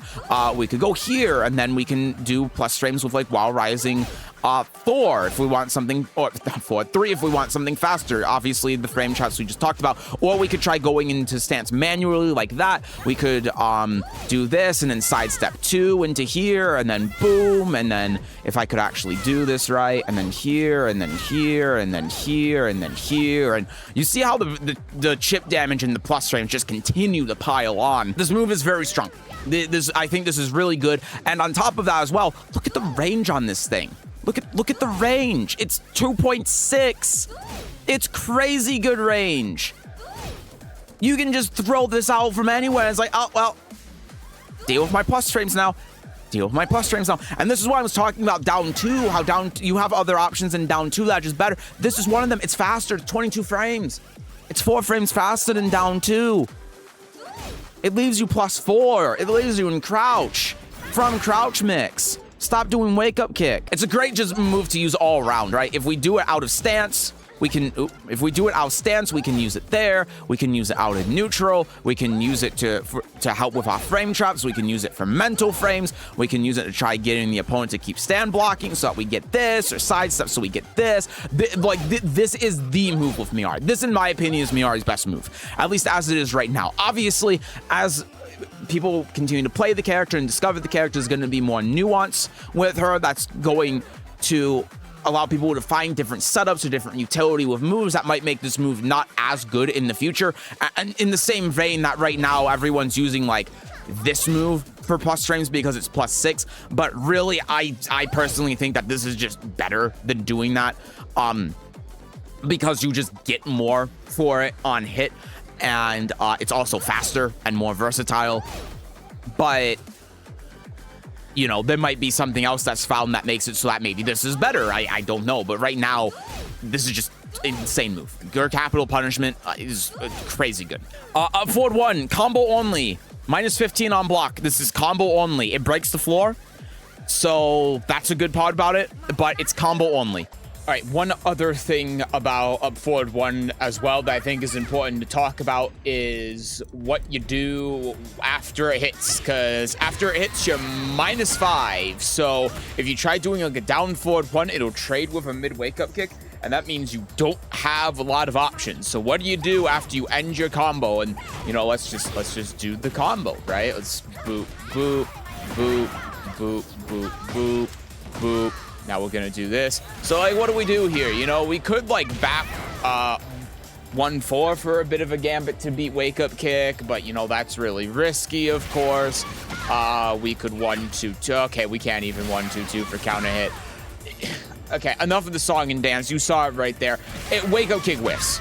If we backdash, then it whiffs, and then we can whiff punish with down 1+2, making Wake Up Kick extremely risky for the opponent. And that means also, because this is just off of this, we can loop this. And then if we get to the wall, which we probably will be able to, that's just like all of their health. There probably is a combo in there that can actually just like two-touch them if you launch them with a down forward 2, launch their Wake Up Kick with down 1+2, go with Nikki. I guarantee you that there is some sort of kill combo in there that I just don't know how to do yet, because I don't the character hasn't been out long enough, and I don't really focus on combo stuff. But yeah, and you know, this is the case as well if they do a low Wake Up Kick. Low Wake Up Kick's gonna have a little bit more range, so there are times where, like, you see how that hits, depending on the character you're playing against mainly. If you're playing against characters with those long, luscious legs, excluding Miary, then it will just hit, but that's where you backdash, because if you backdash, you have enough time to do that, get it to whiff, and then you can full combo here, which is obviously quite good. And then, yeah, you just get full combo there, and then at that point, they're just dead. And now we move on to up forward 2. So wait, why is editing Seth still here? Yes, so this is actually the main move and the main reason why I've sat down and edited this entire 3-hour-long recording session in the course of one night, and I am losing my goddamn mind, is because this move, when I record this, is the one move where I was like, I don't know. And so I've spent the last week from when I record this video up until this day where I'm editing this video, experimenting with this move and trying to find the use case for it. And I think I have found it. And the use for this move lies not in the 2 hits of this, right? We're going to talk about up forward 2-4 and up forward 2-3 basically simultaneously here, because the main thing that we're looking at is actually up forward 2, because look at the range on this. It's 17 frames, it's +2 on hit, and it's -2 on block. And that is really the key with this move, is that you can kind of use it as like a keep out option or as a longer range option from out here. And the other part about this too is that up forward 2-3 is natural on normal hit. You don't need counter hit. You only need counter hit for up forward 2-4, which is leaves you at +6, meaning that frame traps with down forward 4, and it gives you 36 damage. Now, the caveat to this, of course, is that this is hold on, this is -11 on block, and the low is -14. And so you're putting yourself at great risk doing this, but there's another part to this as well, of course, where if you throw it up forward 2, what you can do, like out here, is try using this as keep out. If they try going in and doing something, then, you know, your mid will hit or your low will hit. The problem is that these don't do anything on counter hit. So if you do that, and you catch out the opponent doing something to try approaching you, and you try using this as keep out, it's like, cool, you know, if this hits, then we get that full thing in, 28 damage, that's great. If it counter hits here, a second hit counter hits, we're getting 36 +6, that's great. The problem with doing the full string, though, is this will just get you launched, even if they don't low parry, because it's -14. And this is still -11 on block and keeps them standing.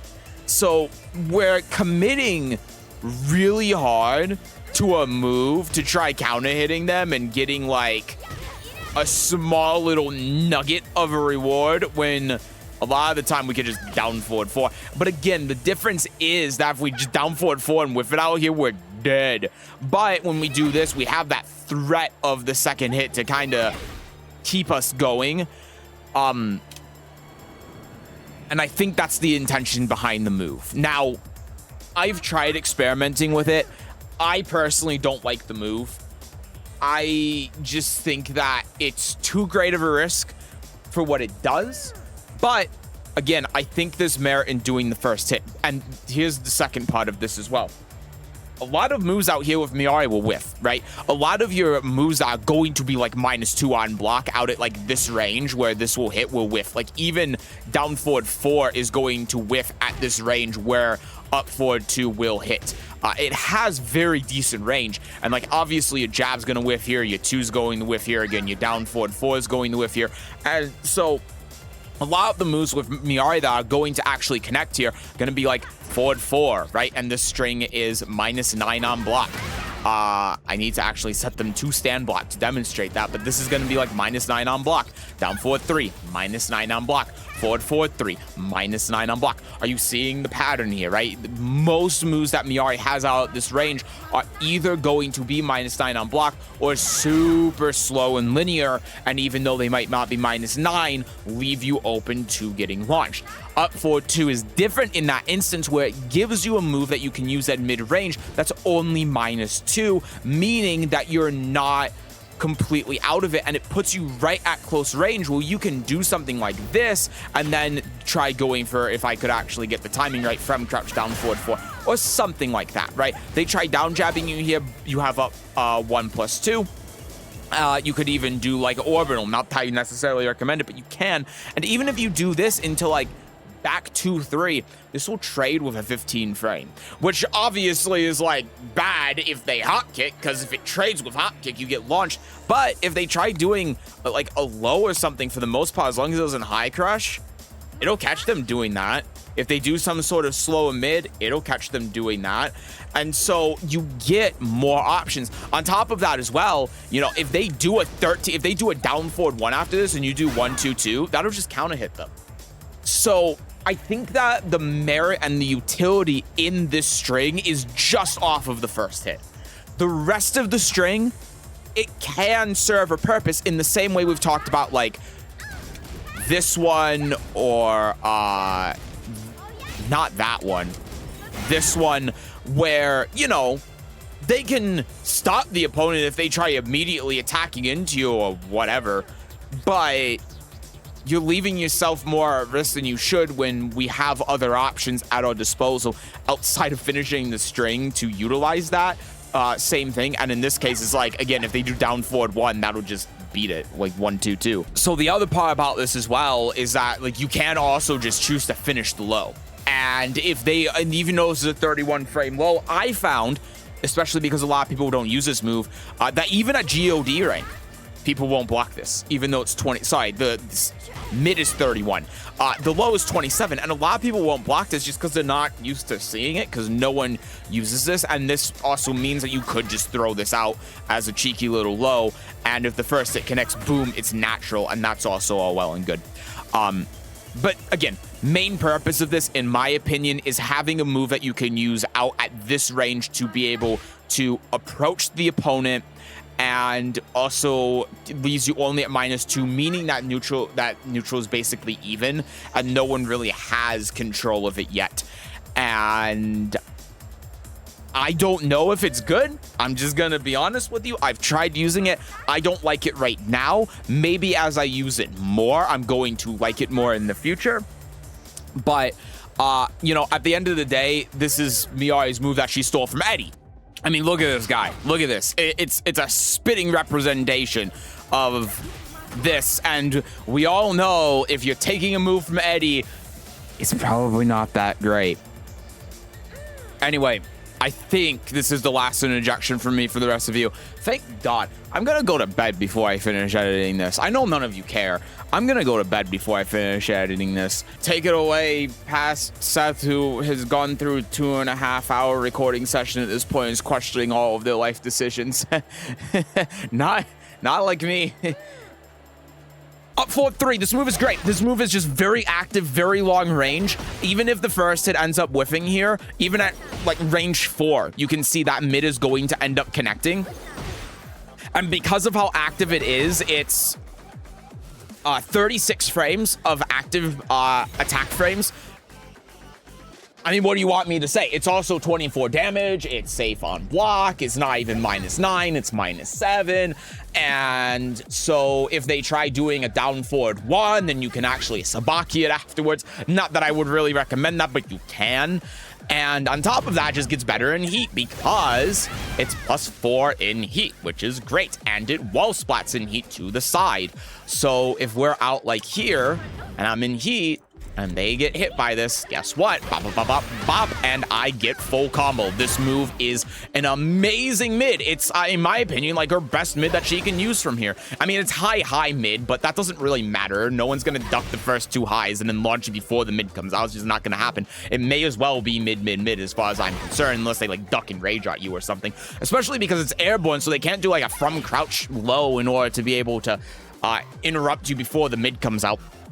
And while simultaneously remaining high crushing. And then on top of that, it's on an up input, right? So if I go, like with my example before, if I go into stance and I actually cancel the stance properly, hello, please, thank you.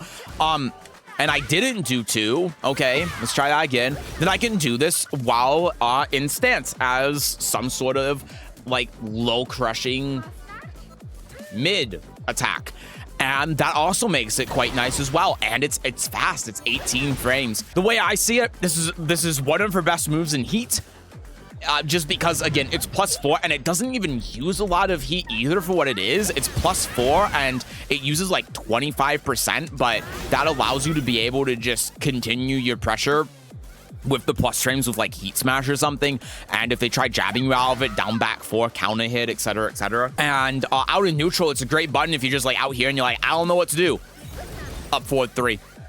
9 out of 10 times, it's going to be a good option because even if it gets blocked, you're not punishable. It's only -7. And if it hits, then guess what? Rich get richer. It's +6, meaning you frame trap with down forward 4 counter if they press any button. It's a great move. Hot kick. Her hot kick's just a hot kick, you know? Like, there's nothing really special about it going on. It's 2 hits. The first hit's launch punishable, so there's no weird thing where you do... Oh, Jesus. Where you do just, like, the first hit or whatever. You know, you're always doing both hits. I don't know why I can't do this now. Yeah, apparently I just can't do anything anymore. Oh, I can't wait to replace this controller. It wouldn't be a Sesujin video if I didn't drop my combos. But yeah, it's a standard hop kick. Nothing really to write home about there. She has up forward 30 plus 4, which is her orbital. It's 25 frames. It's -4 on block. -5 on block, actually. It's because of the distance. And -5 on block means that after this on block, you can sabaki if they try jabbing. Now, not that I would recommend that. You're probably better off just sidestepping or whatever. But that is something that you can do. Off of the orbital, you actually have to use down forward 1 to be able to convert. You can't use up 3 for some reason. It just won't work, and I'm assuming that's because of some weird axis thing. But yeah, you do this, and then you do down forward 1, and then you can go here, and then it's just the standard combo like normal. There we go. That time I actually hit it. Thank God for that. She also has a cancel here with up back. And in my opinion, the reason why you would do this is because the range on this is quite absurd. Doesn't quite hit from there. Again, I'm trying to get max range here. It's quite absurd for an orbital, I guess I should say. But yeah, it's hitting from around out here. So if you go like out here and then you're like, ooh, cancel. Oh, well, that didn't cancel. But if you go... cancel, and the opponent tries whiff punishing it, then you can potentially whiff punish them back with like up 1 plus 2. Obviously, if they tried whiff punishing, they would bring themselves closer. So that's why I think it has this cancel, and because it's on an up forward input, you know what that means. That means that you can do something like this. And if the opponent down jabs after like a block sidestep 2, for instance, there we go. You can actually full combo them off of doing down jab. With it only being -5, which is really good. Right now, personally, what I'm doing is, instead of that, I'm doing the up 1 plus 2 that we talked about before, because it does the same thing. Gives you heat engagement plus on block. But there is definitely merit to using this as well in that situation, just because, again, it's like, it's -5, -6. And overall, it's just a pretty decent orbital. Now, that said, it's a little bit slow. It's linear. It has its own whole host of issues. But the reason it has that is because of the versatility of being able to use it out of your stance stuff. because of the cancel and it being on an up forward input, of course, like most orbitals, meaning you can use it from crouch, meaning you can use it after the cancel, etc., etc. All right, next, forward 422. This is a great whiff punish tool because this hits from range 1 million. This is probably Miari's longest range move that she can actually like utilize. It's -9 on block, but because of the pushback, you can just backdash out of like anything the opponent does. And because it's on a forward input, even though you can see it whiff there, if I really dash into it, then you can see this can hit from like range 4, which is kind of insane as long as you time it right. Yeah, like that. Yeah, it's a great move. It's a great mid poke. It's a great mid to use from long range. And unlike what we talked about with forward 2, where you can power crush through it, this you can't. This you cannot. Now, the thing that's really awkward about this move, though, is when you're in heat, it gets enhanced in heat, but it uses a ton of your heat. And it also on hit, you know, like what we've talked about before throughout this video, resets neutral, which has its own issues, especially against longer range characters. But also on block, you can see how the heat is still draining while the move is being used. And that is another problem. So if we like heat burst and then do this, you can see that we're below a quarter of our heat already just doing that one move. And that can be a bit of an issue. And yeah, it goes from -9 to -1, which is like great and all, but you know, we lose all of our heat. So I am still of the opinion, well, this is a great move. This is a great move to use because of the long range, the whiff punish potential, the ability to be able to poke out the opponent from like range 3. It's a very strong tool for Miary to have, and it's a very, very good tool for her that you should use out at these long ranges. I don't think you should be using it here because you just have other moves that are strictly better, that do more, that aren't -9 on block, that allow you to do more stuff.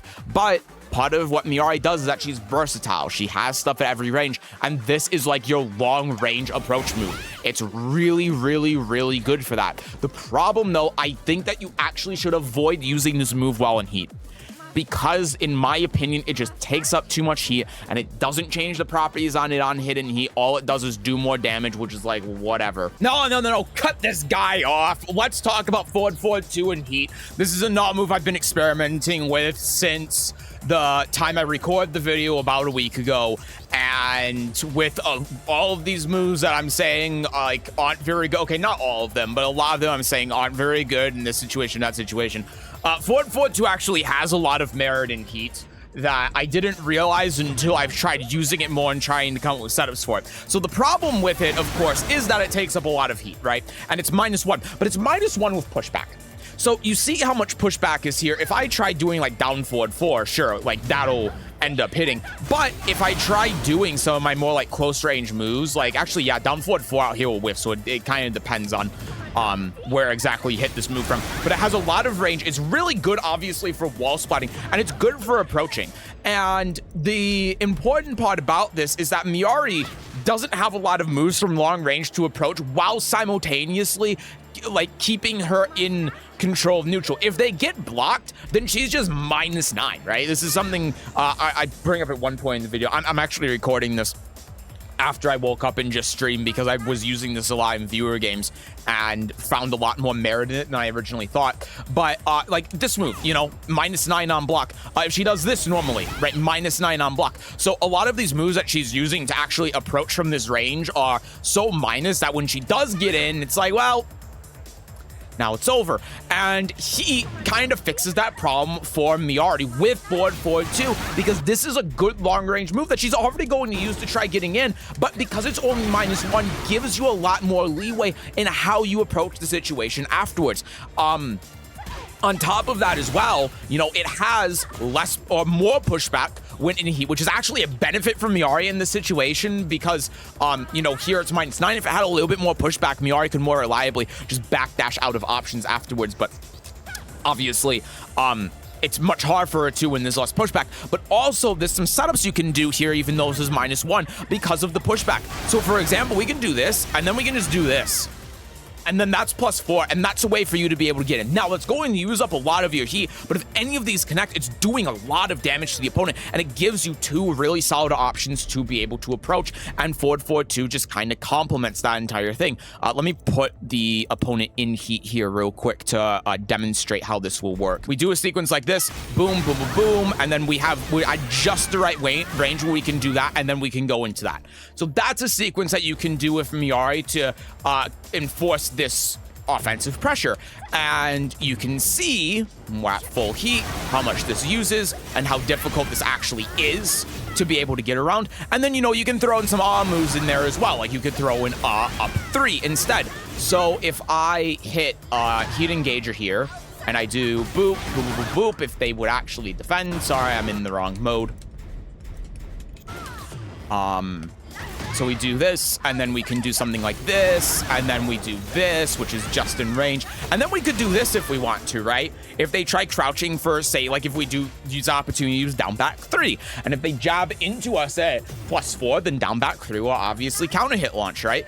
And so the other thing as well is that this can be kind of tricky to defend against, because you can see if we try jabbing her out, look, this pushback makes it so our jab will whiff. Now, we do have options, obviously, to be able to avoid this. We can, like, power crush through, right? We can, like, kind of duck it, because it's a high. Oh, yeah, you can do a from crouch low. Yeah. You could do a from crouch move that crushes highs. But even if, like, you can see, even if we sidewalk in this situation, you see how we still get clipped? We have to sidewalk this to the left. And if we sidewalk this to the left, then what the opponent can do, or what you can do, I should say, so that they try sidewalking to the left to avoid up forward 3, guess what? Right? You can just launch them. You can just launch them, which is great. On top of that as well, you can also just do forward 4-2 again.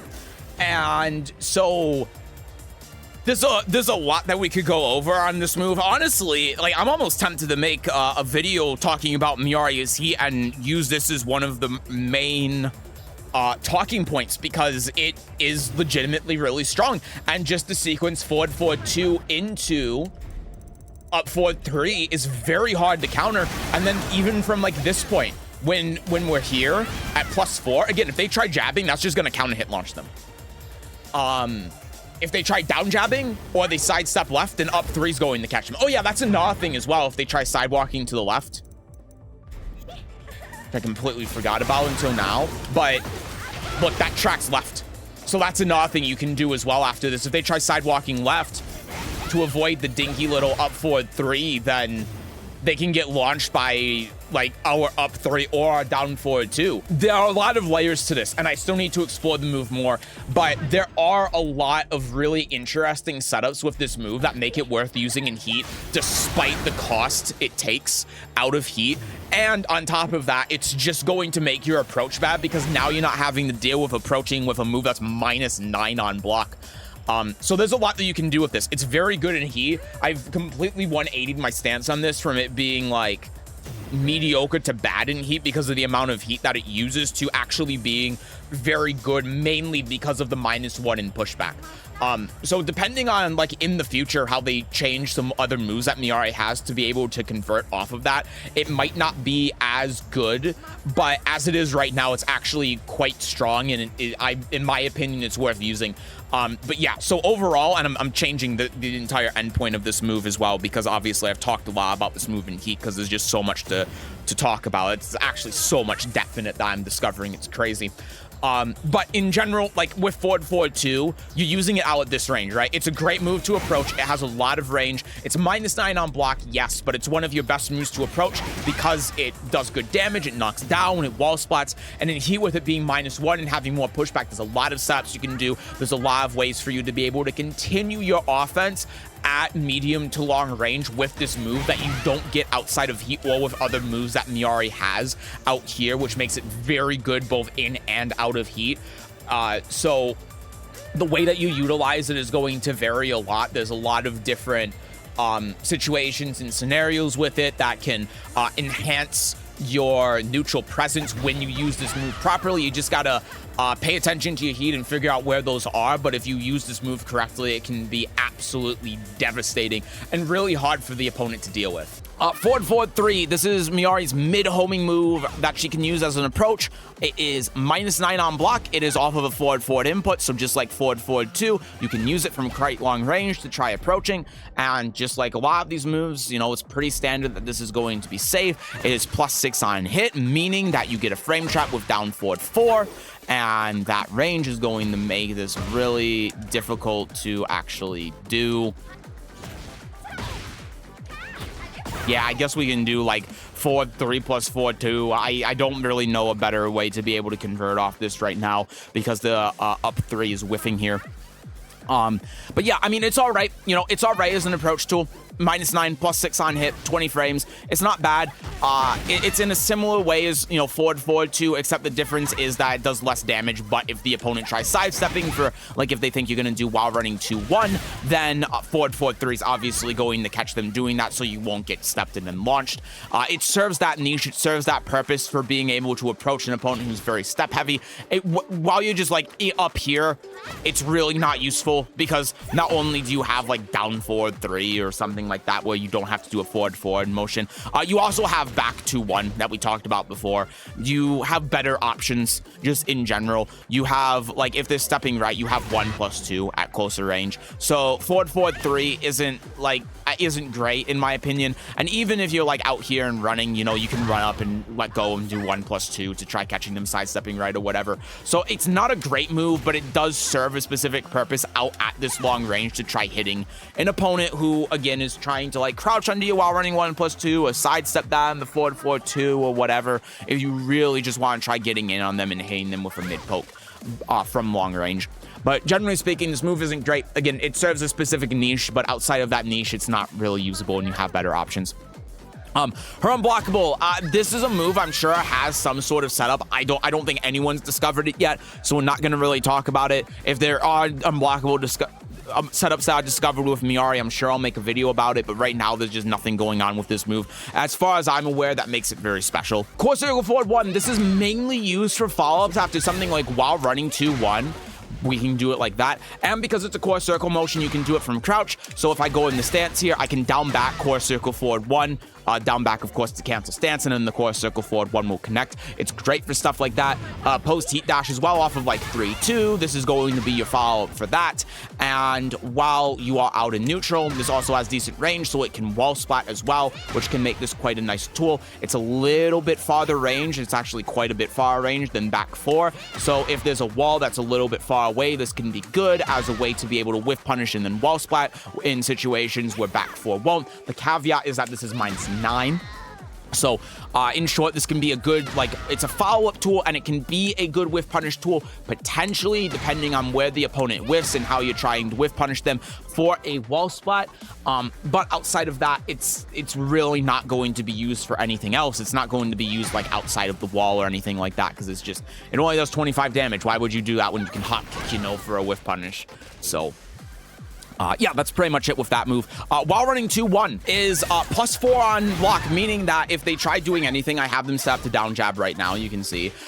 My 2-1 will just connect and then give me heat engager, which makes this very good. On top of that, with it being +4, I can also, if I actually get the timing right, show like my up 1+2, what I did before, and then I can get heat engager or heat dash out of that, and then convert from there, which is obviously also very good.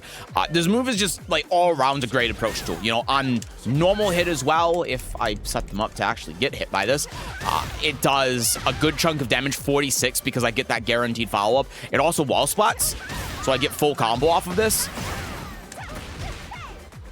If it wouldn't drop. Okay, try one more time.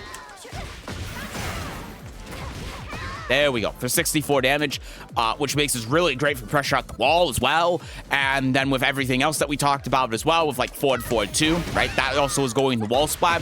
If they try ducking it, so I can mix them up with that. And then if they try wall, sidestepping, then I have something like forward 3 at the wall to be able to catch them with that. And then with that +5, +6, I'm able to convert from that as well.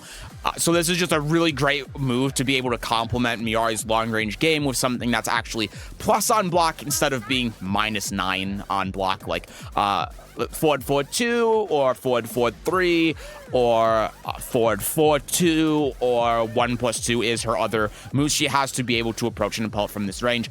It's just all around really good, and you know, with it being +4 as well, that means that the opponent probably isn't going to attack into this, and that means when you're in stance, you know, you can go here from a crouch down forward 4, etc., etc.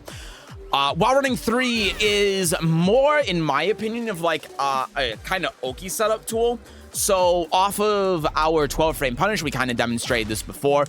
Back 1-4, if we do while running 3 and they wake up, then we can go into this at +6, which can be quite nice. It's of course a mid, but it's slow. Like a lot of these moves, it's 23 frames, and this can potentially be an opponent that's trying to crouch for while running 2-1, and if this does hit, a lot of knockback leaves us +19, and it allows us to go into more stance to try getting a mix-up from there. And yeah, you can see if they wake up backwards as well, we actually have enough range for our 1 to be able to hit. So this is like proper Oki that we can utilize. However, there are some ways for the opponent to get around it. You know, if they do wake up, a kip up like that, then that's going to work. Think, if I remember right, if they do a mid wake up kick here, yeah, mid wake up kick is also going to beat us out of there. So that's something we have to keep in mind as well. And then if we go into here, of course, it's the same thing, but we get floated. So those are things we have to be wary of. It's not like the perfect move. It's not the perfect sort of mix-up situation that we have, but we can potentially perform some sort of mix-up afterwards after this move is hit. But generally speaking, you know, this is going to be used more so you want this to be blocked because it gives you that +6 and it gives you like a proper...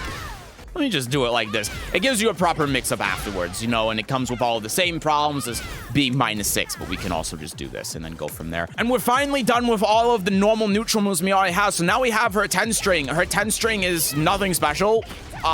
It's a 10-string. There's nothing that you really do with it.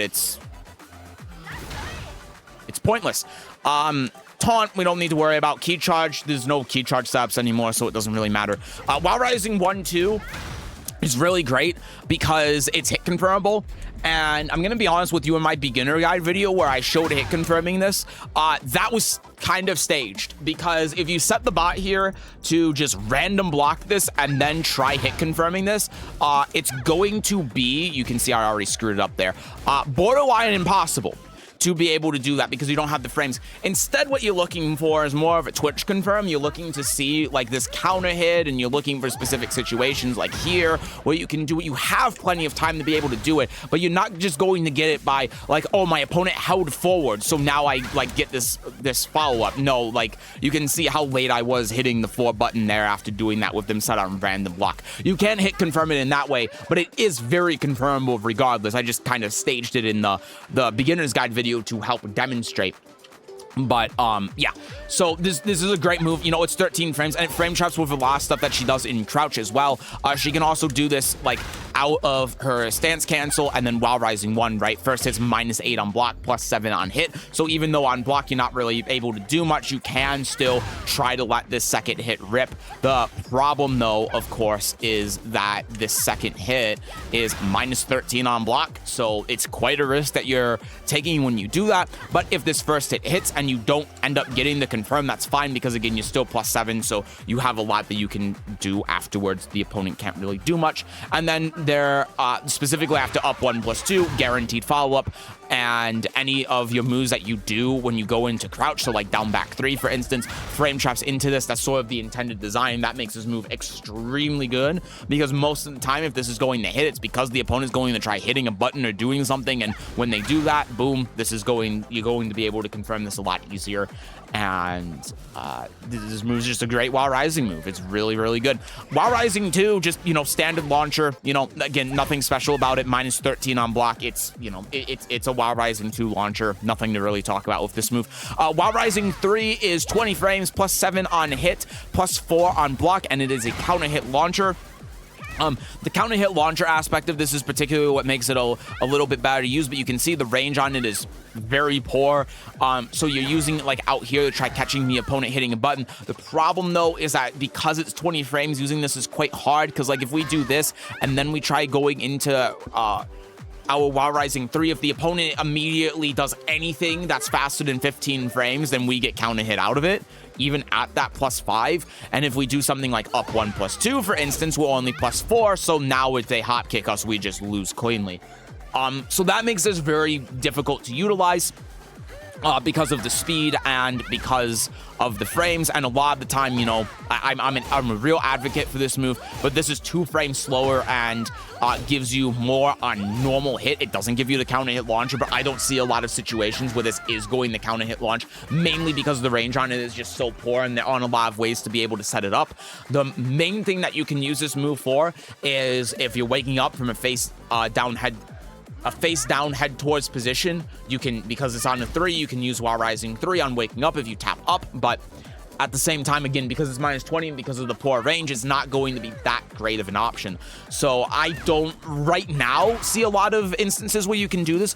One thing you can do though, if we do something like this, and then we go Heat Burst, is that we can, I actually got the combo right. Hold on, let me try that again.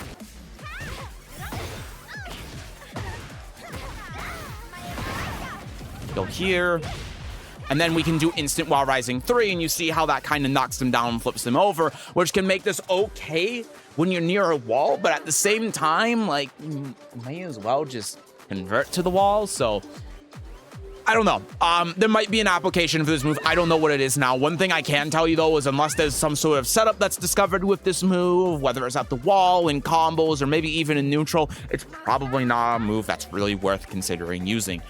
You're better off just using either like your Wild Rising 1, your Wild Rising 4, your plethora of moves that you can do in crouch down on the up button, like for example, you know, up 3.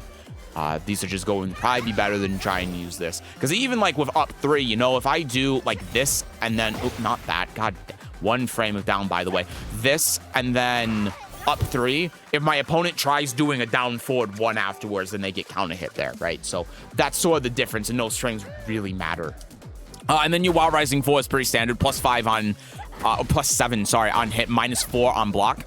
So, it's a Wild Rising 4. Nothing really special going on with that. From crouch down forward 4 is an amazing move. It's a crazy good move. I need to get them to stop doing a wake up marriage attack. Try that again. You do this, you do that, that's guaranteed 18 damage. Great stuff. And like what we've been demonstrating, sort of the cornerstone bread and butter of being able to use your offense with Miary is you go into like your stance here, and then you can either do this for 24 damage, launch punch below, or you can go into here. You can cancel stance, do from crouch down forward 4, and that's going to give you a lot more damage than if we are trying to do specifically this from stance. And so this is more if you have like a hard read. She has a lot of ways to be able to go in the crouch as well. She has down back 3 to be able to do it. She has up 1 +2 to be able to do it and remain plus. She is designed in a way where she has a bunch of tools to be able to utilize this low to force this mix up. And this is how you really get your damage in, get your opponent to crouch. And then if they start crouching, again, you have Wild Rising 1 to be able to catch an opponent who's trying to block this. Or you also have, if you want to go a step further, up 1 +2. So if my opponent here tries crouch blocking because they're like, oh yeah, they're going to do the from crouch down forward 4 after. I know their game. I know that they're going to do that. Uh-oh! And then they eat 42. So you have so many good mids that do so much on normal hit that really complement this move and make it super scary to duck. And this move by itself is scary in itself because it's a 38 damage low, and you have plenty of ways to being able to get into it and plenty of ways to be able to punish an opponent hard for trying to duck this that aren't just doing like Wild Rising 1 or something really simple like that. And then of course it gets better in heat as well because we have access to this now, and that is inadvertently going to also enhance your from crouch down forward 4 because now the opponent is going to have to be more careful if they try crouching while you're in heat. And then, yeah, sidestep 2. This move is great. You know, it's +1 on hit, +1 on block, +4 on block into stance. And I do not want to return to the menu right now, but this has been a long recording session. I would like to soon. And on hit, +3, +6 in the stance, meaning that if the opponent, again, tries doing anything, this is just going to counter hit, launch them. It makes it really good. And the nice thing about this being +4 on block as well into stance is that it means that you can do something like this. If they try down jabbing you, you can just crush it and then you can kill them. And that's great. And obviously you have low parry for that as well. But then also because of that, because they have to be scared of the mental frames, if I could actually cancel the stance properly, you get this. And then if they're really scared, then you can do this. And then you can do, if I could do this correctly, you could do, apparently I can't, you can do this, and then you can do this, and then you can do this, and then you can do this, and then you could do, I guess, mid-heat engage. That's not really what I was going for. And then you can try fishing out counter hit like this. And then you can go here and here and here and here and here and here. And it's all plus, right? It's all plus. Everything's plus. And sidestep 2 is one of those moves that helps you facilitate that, specifically being able to go in the more stance. And then when you get them locked down with that as well, you can also just go for this if you want to for a bigger low that does 38, but doesn't involve you doing the manual cancel, and then you can mix them up with the 3. Again, like all of this stuff I can make an entire video on. I probably will at some point, but I'm just giving you ideas on why this kind of move is good for Miary. Now, the caveat to this is that it's a sidestep move that's also 20 frames, and it means that this move is actually quite hard to place, especially against opponents that are hitting a lot of buttons. It has good range, though. It has pretty decent range for you to be able to throw out here, but it's gonna be a bit telegraphed. It's a little bit slow because you have to do it out sidestep, so it's not just 20 frames. It's much slower than that because of the sidestep aspect of it. And because of all that stuff combined, you're not going to be able to just throw this out forever.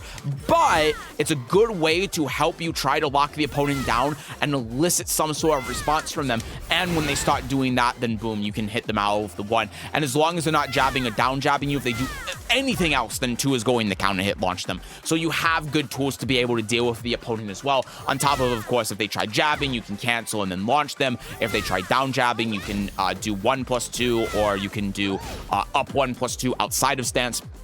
You have so many options. So this is a good move that you can use against, again, a defensive opponent, right? Not someone who's hitting a lot of buttons. It's too slow for that. But against an opponent that's being really defensive, it's one of your main plus on block tools to lay on the offense and allow you to be able to continuously go into stance while giving the opponent something to be scared of if they try attacking into you. And before we go into stances, let's talk about throws real quick. So her 1+3 throw is going to be -6 on hit, and the reason for this, I believe, is because this is the one where with the throw escape she jumps her back on the wall, so this is going to be all right if your back's to the wall. So I'll set them up to break the throw here real quick, then we'll do this, and then we go on the wall here, and I'm -9, right?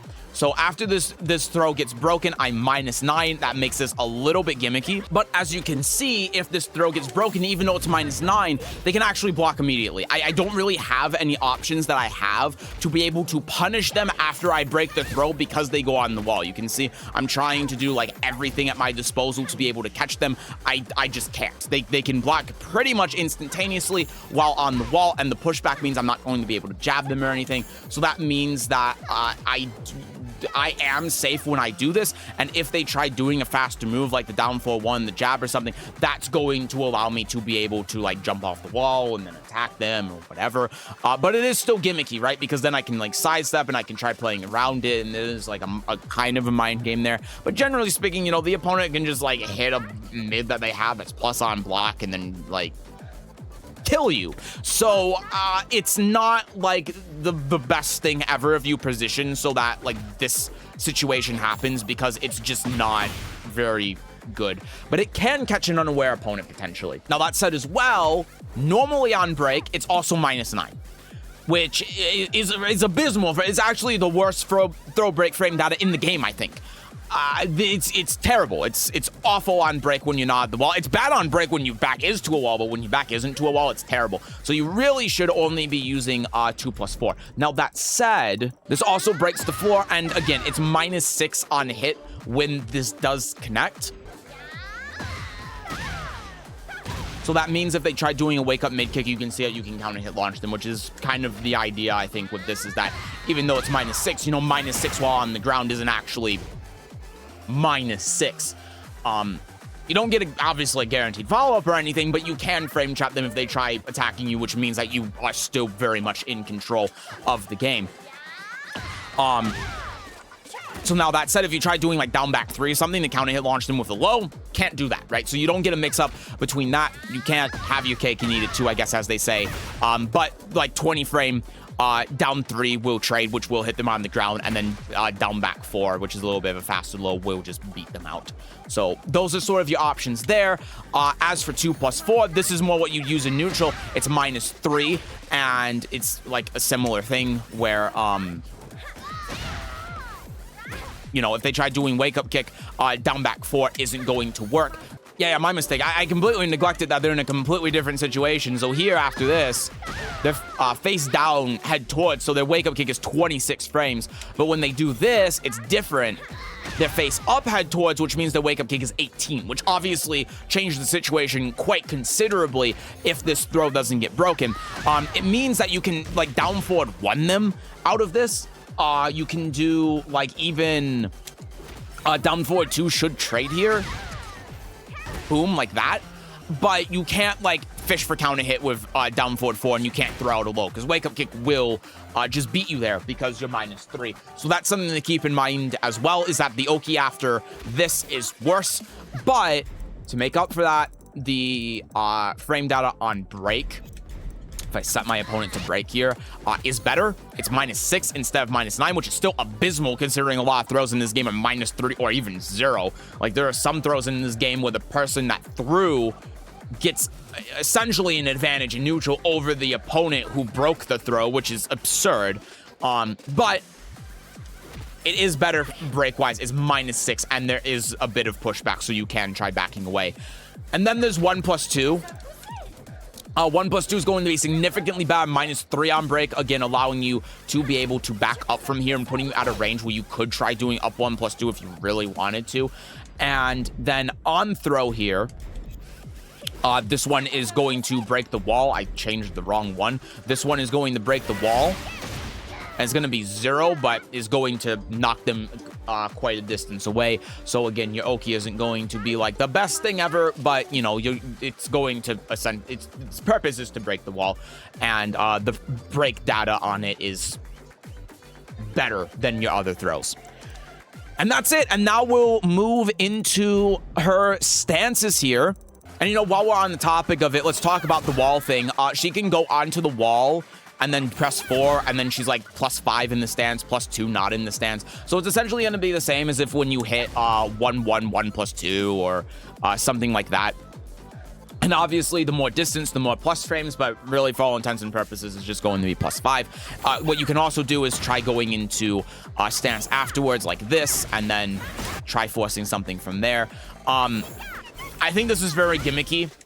I still don't know how to evaluate it because it's new and I haven't had a lot of time to utilize it, but I don't think it's great. Like, yeah, it allows you to go onto here and then get a plus frame move to get you out of the wall, but against a lot of characters, they are going to be pressuring you out the wall, and if they're not, then you're better off just sidestepping most of the time anyway. You're not going to have a ton of opportunities to be able to use this, and because of that, what you're going to be more likely to use this for, if I have them stand and approach here, is off of the side.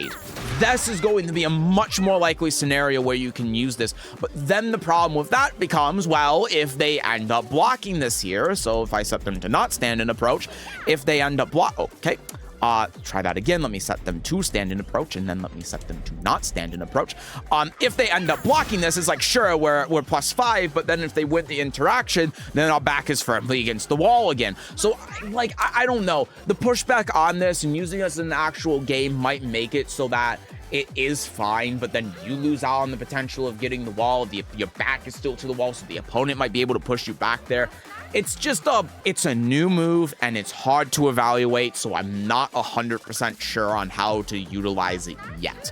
So I apologize for that. I know that goes against the scope of this video, but I hope that the rest of what I've talked about in here makes up for the fact I don't really understand how you utilize this yet. I think it has potential to be good, and I think that generally speaking, if you're going to use this, you're better off using it when your side is to the wall rather than your back. If your back's to the wall, you'd rather just like sidestep most of the time.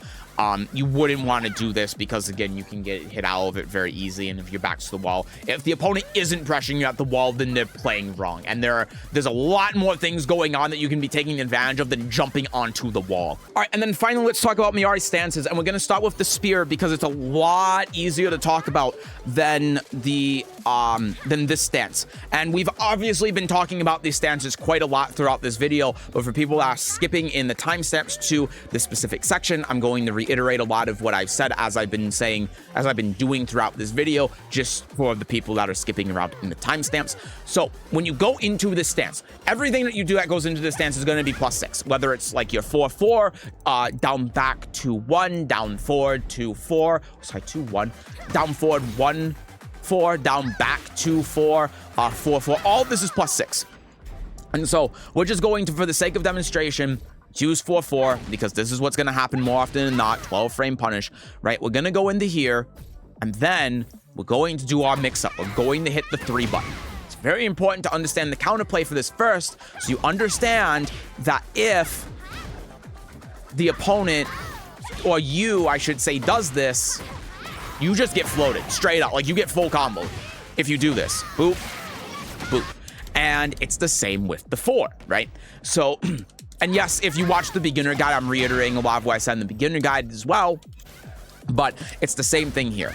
You know, if you end up getting hit by this, and then boom, you get floated if you do the 4. So our recourse for that is doing the 1. So we go here, we do 1-4, and then that is going to hit an opponent if they try jabbing us. See that? And it gets a lot of damage as well. It's 39, and on top of that, as I found out since making the beginner guide video, if this connects, this is guaranteed, as long as you dash up correctly for an additional 13 damage. So you add that 39 with counter hit plus 13, and it's without counter hit doing 50, with counter hit doing 52. It's very good. It's a lot of damage. But the next problem is you can power crush through this one and the mid. But if you do the low, then you get counter hit launch. And on top of that as well, of course, if they duck under this, they can just float you while rising 4. Now, this is going to be a lot tougher because of the 4, right? They're going to be looking out for the 4. But the thing is, with the 4, that's important to know, is that if you do the 4 here, both of these hits jail.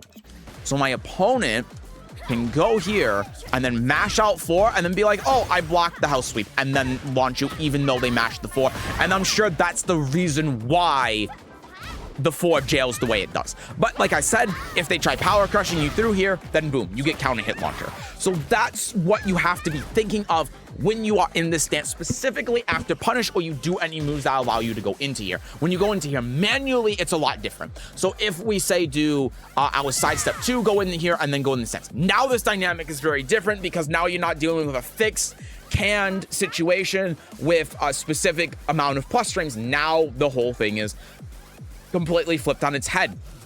And now it really comes down to, like, do you want to do the mid for heat engager? Do you want to do the low to get the 38 damage and then try getting Oki afterwards? Or do you want to just try going for the quick little jab that's -5 on block?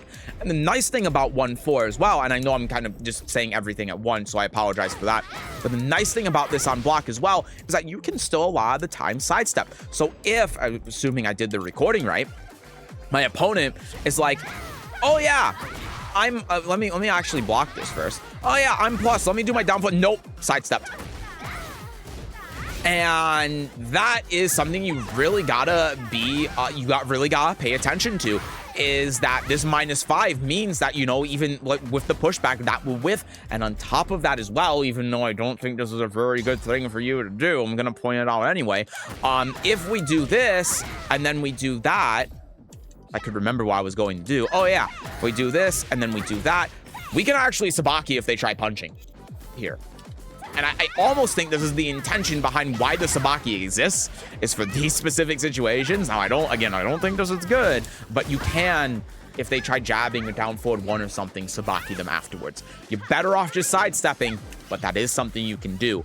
So the 1 is just really good as a poke in general, because it's a lot of damage off of a really fast move, and the situation on block is really good, and the opponent, like, even if they duck high, punishing it is going to be difficult, straight up. But outside of that, you're using the 3 here as, again, your mid heat engager. It's -9 on block, so it's safe. That makes it quite good. And you're using the low as a house loop. That's really it. That's all that's going on with this stance. And there is more that you can do out of it as well when you're like out here and doing all of this stuff. That's stuff that could have its own video because it's way outside of the scope of what we're talking about here, but those are other options that you have as well that kind of complement everything else that's going on. The other option you have, of course, is 2, and this is a move that you're not going to want to use out like here because it is -18 launch punish while on block. Instead, you're going to be trying to use it like out here at tip range where the opponent cannot punish it. And actually getting combo off this is very difficult at tip range. I believe that the best way to do this is back 3, but even then you can see I'm just dropping it by like a couple of frames. So if we do it like out here and we dash in, and again, if I could actually do this, that would be really helpful. Hitting buttons too quickly.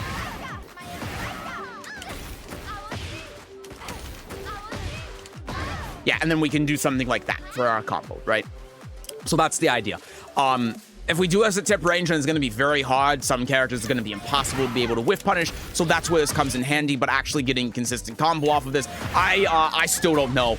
I still don't really know what the best option is to be able to do this because it's just the distance is so far that it's very difficult to convert off of this. You can do stuff that's going to give you like guaranteed follow-up, and of course if you have heat burst here, it's going to be easy if you can just like that. Well actually that doesn't even work.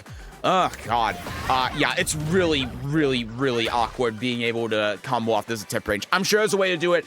I don't know the most consistent way now. I just do back 3-4-1 after a dash, and that's the best I got right now. I'm sure someone will find something. I'm not a combo guy. And now lastly for this video, we'll talk about the most complicated thing in the video, in this very long video, merengue stance. So the important thing to know about merengue in general, and we've talked about this a lot throughout the video, but I'm going to reiterate, is that you can cancel the stance, right? And the stance cancel does a lot for you. We demonstrated with a lot of these other moves as well, being able to just continuously enforce plus frames. So we go like here, we go here, we go here, we go here, and this is all facilitated off of the cancel. And then we can try fishing in a from crouch down forward 4 from there when we cancel. It's very important that you understand this cancel because it is so much better than what Miary is able to do normally in stance. Because otherwise in stance, she's doing like this, or she's doing like this, and it's very telegraphed when she does stuff like that, and it just doesn't allow you to reliably be able to loop this offense because you don't also have that mental game on top of that. Other things that you can do as well, if the opponent is trying to like sidestep left, again, this is something we talked about earlier in the video, we can do like up 3 because this is going to track the opponent sidestepping left to try sidestepping our 1, for example. So if I could actually do this properly, boom, you can see how that tracks, and then we're plus 27, and then while we're in heat, we can do this, and then we can do that, and that's an orbital that's going to track the opponent trying to beat our stance 1. So these are all very important things to talk about. We're not going to go over every situation because the possibilities are quite literally endless. You can use every single one of Miary's moves out of this. Like you can see I use that as a homing move at my back 2-3 here. So that's another option we have. I can also, if I have the execution, do like down forward 2 to be able to catch my opponent sidestepping. So that's just a whole nother layer on top of everything else to consider with what's going on with the stance. If I could actually do it again. There. Or like down forward 2. Yeah. So that's what we were trying to go for. Or what we could do also is we could do like down forward 4 and then try looping the offense if I wouldn't get from crouch down forward 4 here, like this. And so this is just way too much and way outside the scope of this video to talk about all of the stuff she can do outside of stance, but it's important to know with the stance, especially with what's going on, that those are all options that you have. On top of also, when you're just in stance out in neutral, able to do this, right? So if we're like out here, we can do something like forward 3 to do a little command dash. So normally if we're out like here, and I think this should work with the range, our up 1+2 will whiff. Actually, this might be a little bit out of range. But if we go in like this, boom, that hits, right? I think if we do 1, it'd be cool if I set this up perfectly. Yeah, we need to do 2. So I was right about that. But if we're like out here and we do this, boom, you see how that works? Whereas if we go a little bit forward and then we do this, it won't. So we can use this as a little bit of a command dash as well, on top of that thing we just talked about being able to use the moves on the up direction out of crouching.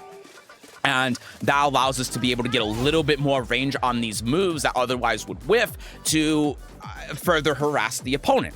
And that's just all of using the stance without any of the actual moves inside of them, which is quite nice. So with that out of the way, that's the basics of how just the stance by itself kind of works. Let's talk about the moves specifically in the stance. So Merengue 1-2, this is hit confirmable mid-high, and this is like actually confirmable. This is going to lose the sidestep left, but this is your fast option. So we've been talking about this a lot in the video, but this is going to be a frame trap option now if you moves that plus on block in the stance. So when she goes in the stance here, if she's plus on block, she's going to be at least +4. And you can see there, because this move is 13 frame, if they try jabbing us, then the 1 is going to connect and it's going to give us heat engager. Now we also have 1-4 as well in the same series of moves. And the difference with this is that this is more confirmable than the 1-2 is. It's a little bit more confirmable, but to me, it feels like it's more confirmable than the 1-2 is. So this is a one that you can use if you're just hitting the opponent and you're not sure if like you're fast enough, or you just need something that's going to kill them. Whereas the 2 is going to give you more damage and it's obviously going to give you heat engager. And on top of that, you can mix it up with the mid to mix up with the high if you want to. I generally wouldn't recommend that, but sometimes it can obviously be a good idea. So that's what you're doing with those. It's these moves are like your mid poke, it's frame trapping, it's mix up with if you're doing the 4, and it gives you heat engager. All around, probably her best move in the stance, all things considered, just because of how much it's doing. 2 is a counter hit launcher. If they would actually key charge, counter hit launcher. Not much else to say. It's also a save mid poke, and it hits them while they're on the ground, and it can also be great for Oki because it can beat wake up kicks, but you can see this also hits them on the ground. So this is great as an Oki tool, it's great as a counter hit tool, and also a lot of the moves that Miary does when going into stance, well, not a lot of them, but some of them are +5. So 1-1-2 or 10 frame punch, for example, is +5, and that means if the opponent jabs into you after doing this, then if you do the 2, then it'll trade and it'll give you counter hit launcher on trading with the jab. So that's what you're using it for, just like counter hit launcher, good mid, safe mid, -6. Yeah. Moving on to the 3. Your 3 is your Power Crush, -13 on block. Actually has a little bit more utility than you might otherwise think, particularly when you're out here and you try going in the stance like this, because a lot of opponents are going to try attacking you when you do this. So if you want to try baiting out the opponent doing something and then hit them with the 3, that's an option you have. And it wall splats for full combo, so this can be particularly devastating at the wall. And if the opponent starts worrying about that and trying to block it, well, then now that's how you are able to start actually doing stuff from more stance after jumping out of it from the spear. Whereas otherwise, a lot of the time, again, players are just going to just try jabbing you or attacking you out of this. This is the way that you stop that, on top of also being a tool you can use after, say, down forward 4 gets blocked, Power Crush to go through their attacks. Again, generally wouldn't recommend this, but it is an option that you have. For 3, this is your mid out of stance. Now, if you want a more powerful mid that's also launched, you can cancel into frame crouch down forward 4. I need to turn them off of doing wake up kick here.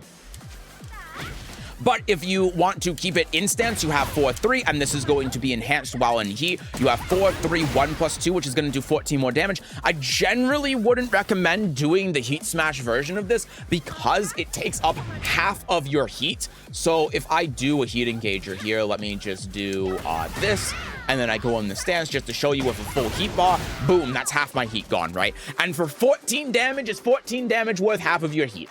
My opinion, no, it's not. And because of that, you're probably not going to be wanting to doing the heat enhanced version of this move unless it's gonna like kill the opponent or put them in a situation where one little low poke or something is going to kill them. However, it's This move by itself is quite good. +6 on hit, meaning it frame traps into counter hit with down forward 4. You can do the first hit by itself. This is the most notable thing. The first hit by itself, -1 on block and -1 on hit, -12 on block. Makes this a very, very good low, especially because of its range, because it's coming out of stance. So we can do this from here, and you can see that still connects from range about 3.3. Really, really long range. Great low for that. The caveat is that's telegraphed because it's coming out of stance. And if you commit to the full thing, you are getting launched. But this first low by itself, quite nice, -10. And also, because they might still be looking for the second hit after this, you can still try continuing your turn with some faster moves, which makes this a really nice low poke, especially just out of stance like this. If you don't want to fully commit to like the launch punishable lows or anything, but you still want to go for something to try getting them in the crouch, just the 4 by itself can be really, really good for that. 1+2, this is the move I see a lot of people using now for their offense when it comes to like trying to lock down a defensive opponent, because it goes +6, and that allows you to frame trap with down forward 4. Now, generally speaking, I recommend not going in the stance after this is blocked. The reason why, if you looked at the part on bow stance, is that you're at risk of getting flowed no matter what you do here. But the frame traps are better here because you can just down forward 4. And if you choose not to go in the stance here, down 1+2 is guaranteed, right? So it's giving you 41 damage, as opposed to if you go on the stance in here, 42. So you're getting 1 less damage, but the situation is just so much better because you can frame trap for counter hit with down forward 4. You can't frame trap for counter hit out of your bow stance on block. That's just not a thing that you can do here. The only thing that you can do to try beating jabs is this, which is just significantly worse than if you try going for something like this. So I would almost always recommend, if you do more 1+2, do not go into stance. The one thing about going in the stance that's better than not going in the stance is if you do this and you do 4, this is obviously going to be more damage than if you do this and then you do down back 3. But then at that point, it's a little bit telegraphed and it's a whole thing, and it's like yada, yada, yada. However, in my opinion, this is not a very good move to use because it's 26 frames, it leaves you +6, and on hit, it just gives you that guaranteed follow-up. What I've been talking about a lot through this video, because I very much believe in this, is canceling and then doing up 1+2. And if you're not comfortable with doing the cancel, then 1+2 is going to serve you well.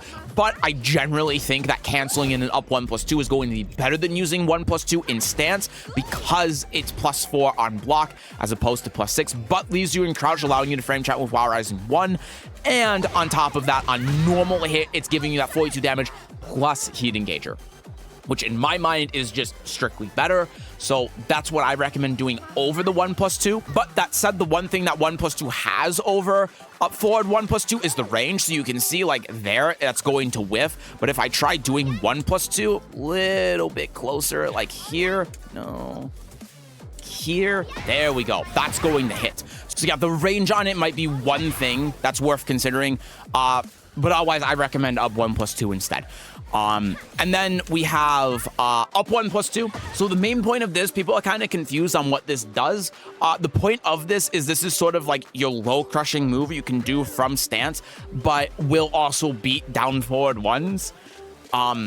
So like, for example, if I do this, right, and I try doing 1+2 or up 1+2, and my opponent tries down jabbing, sure, that's going to work. But if my opponent tries doing a down forward 1, and I try doing 1+2 or canceling and then doing up 1+2 like this, see how that floats me? And then if I do this, see how that floats me? If I instead, though, do up 1+2, then I beat that while also beating down jab.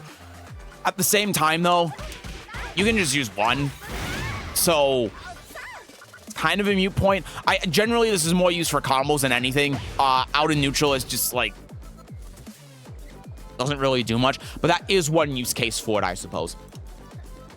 And then the last thing that she has in stance is the ability to be able to go onto the staff and then just be able to freely switch between both of these stances. And then we kind of go into what we talked about with bow stance and how all of that stuff works. And in terms of like how you use both of these stances in conjunction with each other and how you go into them and all of your options, that is a topic for another video. It's outside the scope of this video, and this video has already gone on way too long. This is going to be well over 2 hours. My recording is 3 hours, so I don't know how I'm going to condense this down into the video, but it's going to be a very, very long video. We don't need to talk about all of that. I think I've already said enough, and I'm tired. I'm very tired. I'm going to be very tired editing this. At least unlike the beginner's guide video, though, I'm not going to be editing this on the same day. This is going to simmer for like a week, and it's going to simmer for a week, and I'm going to have some cuts in here and edit some stuff if I change my mind on things and I disagree with what I'm saying, because what we're learning with Miary is ever evolving and is doing it at a rapid pace because the character is so new. Anyway, that's going to do it for me. This obviously was a very long video, and it took a lot of energy out of me to record, a lot of time. So if you found anything valuable from this video, if you like this video, I would appreciate if you leave a like. It helps me out a lot. And if you want more Miary content in the future, like this video, then, no pun intended, then I would appreciate if you consider subscribing. Anyway, that's going to do it for me, and I would like to thank the YouTube channel's members very much for being members and helping me continue to make content like this. Thank you to Lisetto Tapsrakista.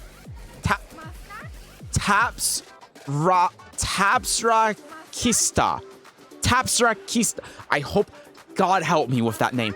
LG and Jamie Paw, thank you all very much for being channel members. I appreciate you all a bunch, and I appreciate all of you as well for watching this video. And I'll see you in the next one. Take care. Bye-bye.